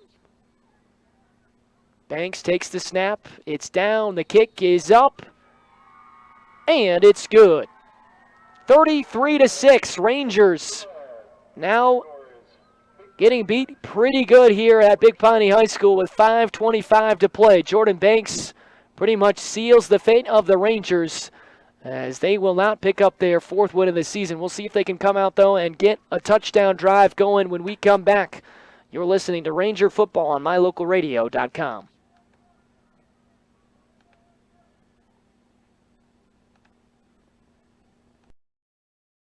First impressions matter. When you want to stand out, uniquely brand your business, organization, or team with help from Old West Design inside My Favorite Things at 164 Front Street. Create a professional image with uniforms, golf shirts, t-shirts, hoodies, decals, keychains, koozies, coffee mugs, and more. Manager Natalie Willie Lively and Old West Design help winners dress for success. Inside My Favorite Things, Old West Design, 164 Front Street, Evanston.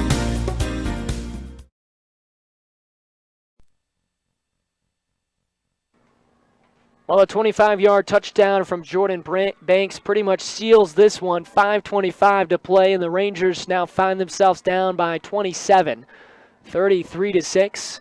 Isaac Delgado, wearing number 53, getting set to kick this football off from left to right. Ball set up at the 40-yard line. 3 Rangers back to receive. Zachariah Reed has had a couple of good returns today. He'll get this football again as he catches at the 6. On those far hash marks, comes up toward the middle of the field, angling left to the 30, breaks the tackle at the 34, spun around and is down at the 35-yard line. Good return again from Zachariah Reed. And once again, here comes the junior quarterback, Dylan McLeod. He's had a good day offensively, a couple of mistakes. He threw a pick on the last possession and fumbled the football on the possession before. Not much success for the Rangers in the second half because they've turned the football over 3 times. So here we go, McLeod up under center, 3 backs behind him. Hands off to Webster, trying to follow his blockers as he shuffles to the right, staying behind Taylor Rogers. He gets forward for maybe a gain of a yard. Tackle was made by Jake Pape, number 7. And it brings up 2nd down and 9. Under 5 minutes to play now at Big Piney. And fans that have stuck around for this one, if you don't have an umbrella, you've got to be absolutely soaked. It has rained the entire time. Maybe some of the cause for why the Rangers have fumbled the football so much today. McLeod rolling around left side, cuts back, and he's dropped at the 31. Nice play by the defensive lineman Adam Raza, the sophomore. Got around the edge to take down McLeod. Justice Fisher also in there as well. A big loss on the play. 3rd down and 15 on the sack of Dylan McLeod. 48-yard line. 44-yard line, excuse me. McLeod in the huddle. 5-yard line with the Rangers, who trail 33 to 6 minutes to play for. Kemmer's going to drop to 0-4. Big Piney will improve to 3-1. McLeod takes the snap, rolling near side, steps up, avoids a sack, now still rolling, and tries to get rid of it. The football's loose at the 25-yard line. McLeod hit pretty good, and that's a fumble. It's recovered by the Punchers. Over there to pick it up is Justice Fisher. Another turnover for the Rangers, and McLeod was just under all kinds of pressure. He tried to throw the football away, and he lost it. And the Rangers give it back to Big Piney with 3:39 to play in this 4th quarter. Some of the Kemmer fans starting to exit. You got to give them credit. They've hung in here on a wet, cold, rainy day at Big Piney. But the Punchers have the lead, and the football is handed up the middle to the 22-yard line. Spinning forward for 3 yards. That carry made by Caleb Brigham. And it brings up 2nd and 7. 3:21 to play, 4th quarter. Banks in that pistol formation. He's been there all game long. Snap. Going to Banks. Up the middle, it's Brigham. He's got room around the left edge to the 15. Flag flies in, though, late from the backfield. It's an 8-yard pickup and a 1st down, but we've got a holding call against Big Piney, so this one's going to come back. We'll replay 2nd down. Rangers trailing 33 to 6. Thanks so much for tuning in today. Obviously, things haven't gone the way of the Rangers, but thank you for tuning in. I'm Adam Jackson, my cameraman Tim Bentonson to my left. You're listening and watching on mylocalradio.com. We've got all the football games for you here live, volleyball games as well. And then as soon as girls and boys basketball starts up at Kemmer, we'll have those for you too. Big Piney just trying to run out the clock with 3 minutes to play and a 27-point lead. Waiting for the snap is Banks. Rangers show blitz up the middle. He'll throw incomplete on the near side at the 20-yard line. That was intended for J.D. Fear. And maybe not just trying to run down the clock. They're just continuing to try and move the football and add on to this lead. Rangers will be at home next week as they have homecoming next Friday at 7 o'clock. They'll be under the lights against Graybull. That's going to be a tough game as well for the Rangers. The snap is low. Fear is faked, and it's kept up the middle.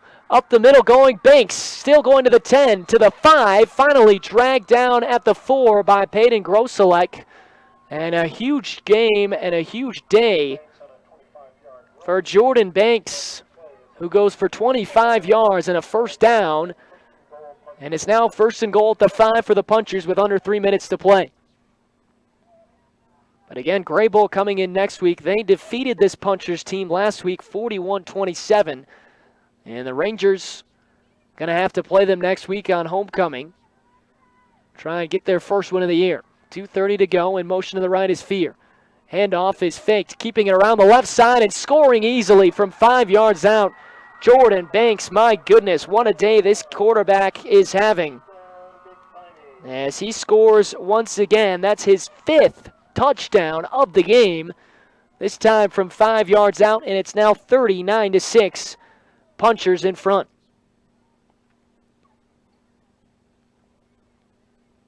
Extra point once again coming. Isaac Delgado out onto the field. Banks will hold the snap. It's down. The kick is up. And the kick is no good, missing to the left. So the Punchers will be short of the 40-point mark with 2:23 to play. 39-6 the score. How about Jordan Banks today? He is a very athletic kid, junior. He picks up another touchdown run, this one from 5 yards out. And it comes with 2:23 remaining in the fourth quarter. Rangers were down 19-6 at the half. Had some momentum going into the half. They were stopped, but they were moving the football, and they got a good return to start the second half, but they fumbled the football on their first snap from the line of scrimmage. And ever since then, Big Piney has taken advantage of the turnovers, and they capitalize on another turnover, the last one a fumble by McLeod, and take it in from about 25 yards out. It's capped off by a 5-yard Jordan Banks run. Banks with 5 rushing touchdowns today, all en route to what currently is a 39-6 lead for the Punchers on this homecoming Saturday. Not great weather, but great football being played by Big Piney. They'll kick off. Isaac Delgado set to kick from the 40. A high, short kick to the far side. It's taken by Chapin. Bobbles it at the 15. He'll come across left side to the 30. Up the middle of the field, 35. Trying to cut out to the left to the 45. Still on his feet to the 50. Finally dragged down in Big Piney territory at the 48. The tackle made by Rusty Steele. And the positives, if there are any for the Rangers, even though they're down, they have done a terrific job. Another great return, this one from Taylor Chapin. And it's 1st and 10 for the Rangers inside Big Piney territory at the 47-yard line. Ball on the marks with 2:12 to play, fourth quarter. McLeod breaks the huddle, 2 wideouts to each side. He's under center with Reed behind him. Motioning to the left is Groselek. Taking the snap, McLeod stands back, throws, and it's intended for Taylor Chapin. Terrific swap, though, at the middle, as it was not. Did a nice job defending Chapin and there to knock that football down. Just a quick slant attempt by the Rangers. That'll stop the clock. 2nd and 10, 2:07 to play. Again, the Rangers will break the huddle at the 47-yard line of Big Piney. 4 down linemen for the Punchers. McLeod back to throw. He'll hand it off, though, to Reed on a draw, and Reed loses the football. The football is loose at the 49, scrambling around it, and Big Piney has it once again. My goodness, fumbles for the Rangers today in Big Piney. That ball has slipped out of the hands of Bobby Webster, Dylan McLeod, and now Zachariah Reed.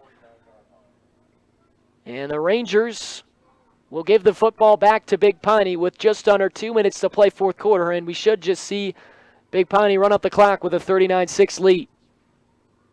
1st and 10 on the near hash marks. The ball sits at the Big Piney 49. And the Punchers will break the huddle if they do indeed run a play.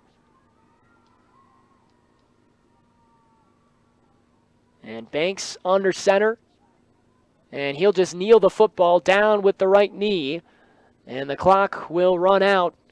A tough loss today for the Rangers. They were down 19-6, had an opportunity to get closer before the half. They were stopped 3 times. And then the Rangers give up a touchdown. A lot of plays that didn't go the way of the Rangers today. This one was a much closer game than 39-6. The Rangers were in it for a while, late into the third quarter. And Big Piney has really pulled away here in the fourth with 3 touchdowns. Down on the knee once again is Banks.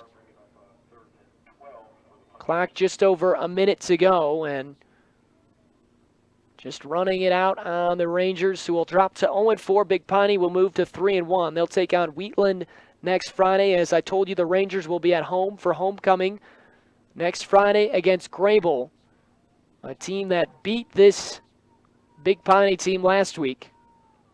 So going to take a good week of preparation for the Rangers to come out and have a chance next Friday. Be their second game under the lights on their brand new field.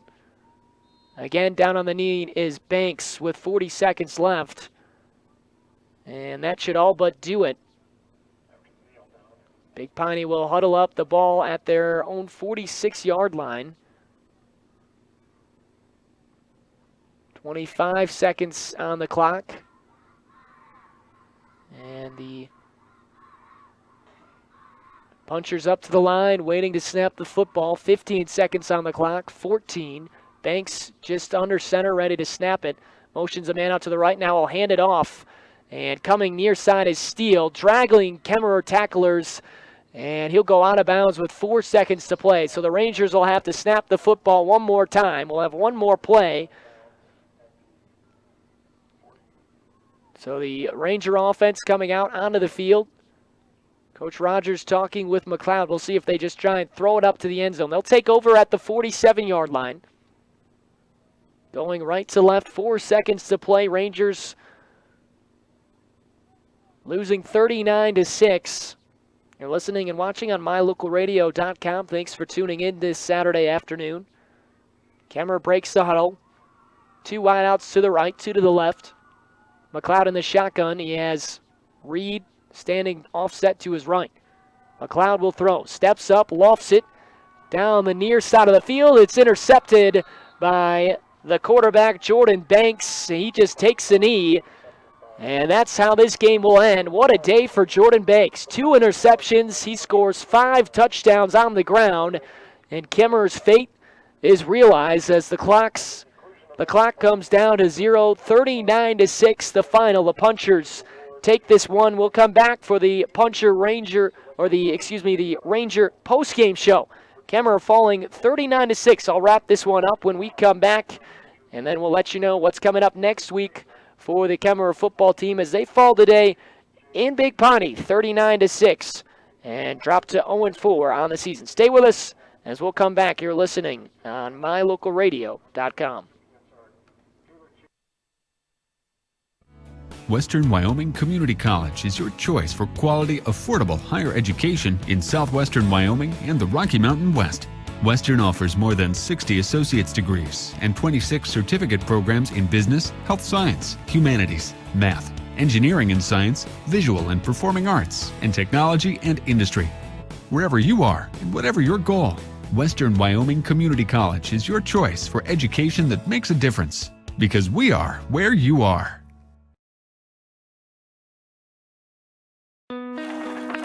There's an organization in southeast Idaho whose wildlife conservation efforts have been commended by the Rocky Mountain Elk Foundation, the Idaho Fish and Wildlife Foundation, and the North American Moose Foundation. Who is this organization?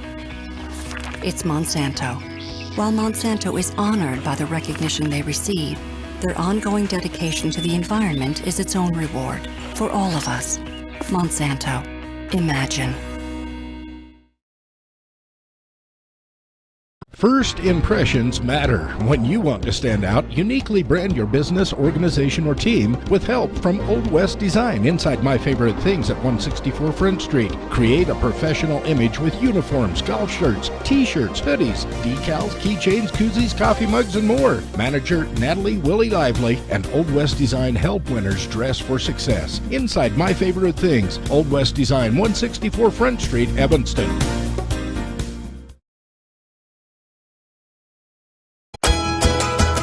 MyLocalRadio.com is Southwest Wyoming and Northeast Utah's top website and the best source for local area news, weather, sports, and community events. And that's not all. MyLocalRadio.com features thousands of photographs of Wyoming and Utah high school events, from speech and drama competitions to local events, sports and activities, and much more. Check it out today and see what MyLocalRadio.com has for you.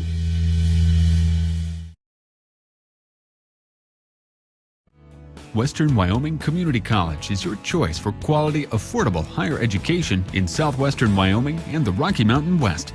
Western offers more than 60 associate's degrees and 26 certificate programs in business, health science, humanities, math, engineering and science, visual and performing arts, and technology and industry. Wherever you are and whatever your goal, Western Wyoming Community College is your choice for education that makes a difference. Because we are where you are.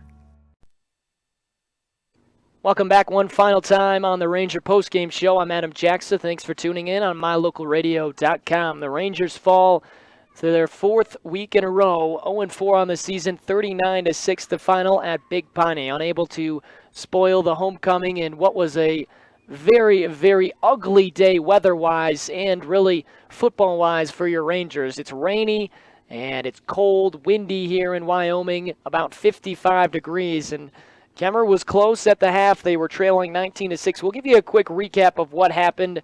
Rangers kicked the ball off to start this football game, picked off Jordan Banks and had the football, but Bobby Webster fumbled, and the Big Piney Punchers went down and scored the opening touchdown. J.D. Fear, an 8-yard run with 3:03 to play first quarter. They went in front 6-0. They then scored early after stopping the Rangers. Who else? Jordan Banks got his first touchdown run of the day, 25 yards out on an option. He kept it. Extra point missed again with 11:20 to play second quarter. It was 12-0. The Rangers then were stopped 3 and out on their own 20-yard line, but Sean Rogers went to the bag of tricks. He came up with a fake punt and executed it perfectly. Dylan McLeod took off for about 75 yards. He was wide open down the near sideline. A great throw by Zach Reed, the punter. And McLeod got all the way down to the 2. Rangers punched it in from 2 yards out on the keeper. From McLeod on the next play, they cut the lead to 12-6. 2-point conversion try failed. Then the Punchers got the football back. The Rangers had some momentum, and it was a 4th down and 13 that I thought really changed the complexion of this game. The Rangers got the stop. They were ready to take over and have an opportunity to drive the field to potentially tie the score, but a pass interference call that was questionable. It was double coverage thrown out to Fear. He wasn't going to be able to catch the football. His feet got tangled with McLeod. They called the penalty, an automatic first down a couple of plays later, and Jordan Banks scores once again to put the Punchers up 19-6. Extra point was good from Isaac Delgado. And it was 19-6 with 3:13 to play, and you thought maybe the Rangers were starting to lose it, but they came out, drove down the field with about 30 seconds left. They had it 1st and goal from the 3. They had 1 timeout left. They ran the first play, got stuffed, had to take that timeout, and then they had to throw 3 plays and were unable to come up with any points. Really tough. If they could have gotten a touchdown, obviously they're down by just a possession. Getting the football to start the second half didn't end the way that the Rangers wanted the first half to, but even with that, it's 19-6 at the half. The Rangers still down by a couple of possessions, not out of it, and they get the football to start the second half. Well, they got a great kickoff return from Zachariah Reed, but the first play from the line of scrimmage, Bobby Webster fumbled the football. Big Piney recovered it, and they were marching. Rangers, though, come up again. They get a stop, 4th down. They get the football back and just weren't able to move it. Another turnover, Big Piney getting it off a Dylan McLeod fumble. A lot of fumbles today from the Rangers. And the third quarter came to an end, but Big Piney punched it in early on in the 4th. A Jordan Banks run from 1 yard out, 10:44 to play. It was 22-6. Remember that name, Jordan Banks, because it's the theme of this 4th quarter. He then scored 5:25 to play, 33-6. Banks running it in from 25 yards out, and the capper, Jordan Banks, from 5 yards out on the keeper. 39-6 the final with 2:23 to play. Banks ran into the final time, and they would then just run out the clock, and that's how it ends here as the rain continues to fall. But that's going to wrap it up. We won't be able to talk with Coach Rogers today. Again, we did this entire broadcast from Big Piney Elementary, as the press box not quite done here at the brand new field at Big Piney. So no way for Coach Rogers to get up here. The Kemmer Rangers will head back to Kemmer, an 0-4 start to the year. We'll see if they can regroup, come back next week, and be home for homecoming as they take on Graybull. It's going to be a tough match, though, as well, as Graybull defeated this Big Piney team last week 41-27. So the Rangers, a lot of work to do. Offense looked a lot better today from Kemmer. Dylan McLeod, he did make a couple of mistakes, but he really threw the ball well. He found different receivers. Grosselek, Chapin hauled in a couple of passes. So Zach Reed came up big today. A game that ends 39-6, but a game that was a lot than what the final score says. And I know that still doesn't make Ranger fans happy, but improvement from Kemmer. and they can only continue to improve and get better. So we'll see what they can do next week. That's going to pretty much wrap up this broadcast as the Rangers fall 39-6, move to 0-4. Again, they'll be home next week. The proceeding has been a wholly owned production of Old West Media Incorporated and Cook Brothers Broadcasting, no portion of which may be used or rebroadcast without the express written consent of the aforementioned right holders. Once again, our final this afternoon from Big Piney High School at Puncher Field. The Rangers fall 39-6. Make sure you join us again next week as the Rangers are at home for homecoming, as they will compete against Grable. That kick slated for 7 o'clock. Now the Lady Rangers play at 4 at home as well. So we'll have both the volleyball match for you on Friday afternoon and then the football game at 7. We're going to try and get over there for the pregame at 6:30, but that'll depend again on how quick the volleyball match gets over. But 7 o'clock next Friday, kickoff, Rangers taking on Grable at home for homecoming. So hopefully you can join us for that. Special thanks to Val Cook and everybody at the radio station at Cook Brothers Broadcasting, whether it's the sales department, the guys on the air, everyone contributes over there. So special thanks to everyone over there. Also thanks to Cody Nickett. He's been a terrific help for me this year, the activities director at Kemmer High School in his first year. Without him, we would not be on the air, and you would not be able to watch mylocalradio.com and the broadcasts of the Kemmer Rangers. And my final thank you going to Mr. Tim Bettinson. Over to my left, he's been my cameraman the last couple of games. He was out with me as the Lady Rangers fell in volleyball. He did a nice job today. Again, a limited window source for Mr. Bettinson as he did a nice job maneuvering the camera. And my final thank you, of course, to you. Thanks for tuning in this afternoon to watch this production of Ranger football. Hopefully you can join us next time. Again, next Friday, Kemmer will be at home taking on Grable. Until next time, though, I'm Adam Jackson. Goodbye and good night from Big Piney High School.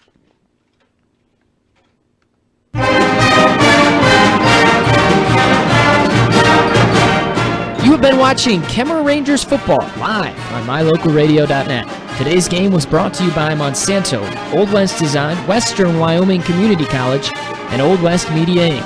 Thank you for tuning in, and we'll catch you next time for more Kemmer Ranger football on mylocalradio.net.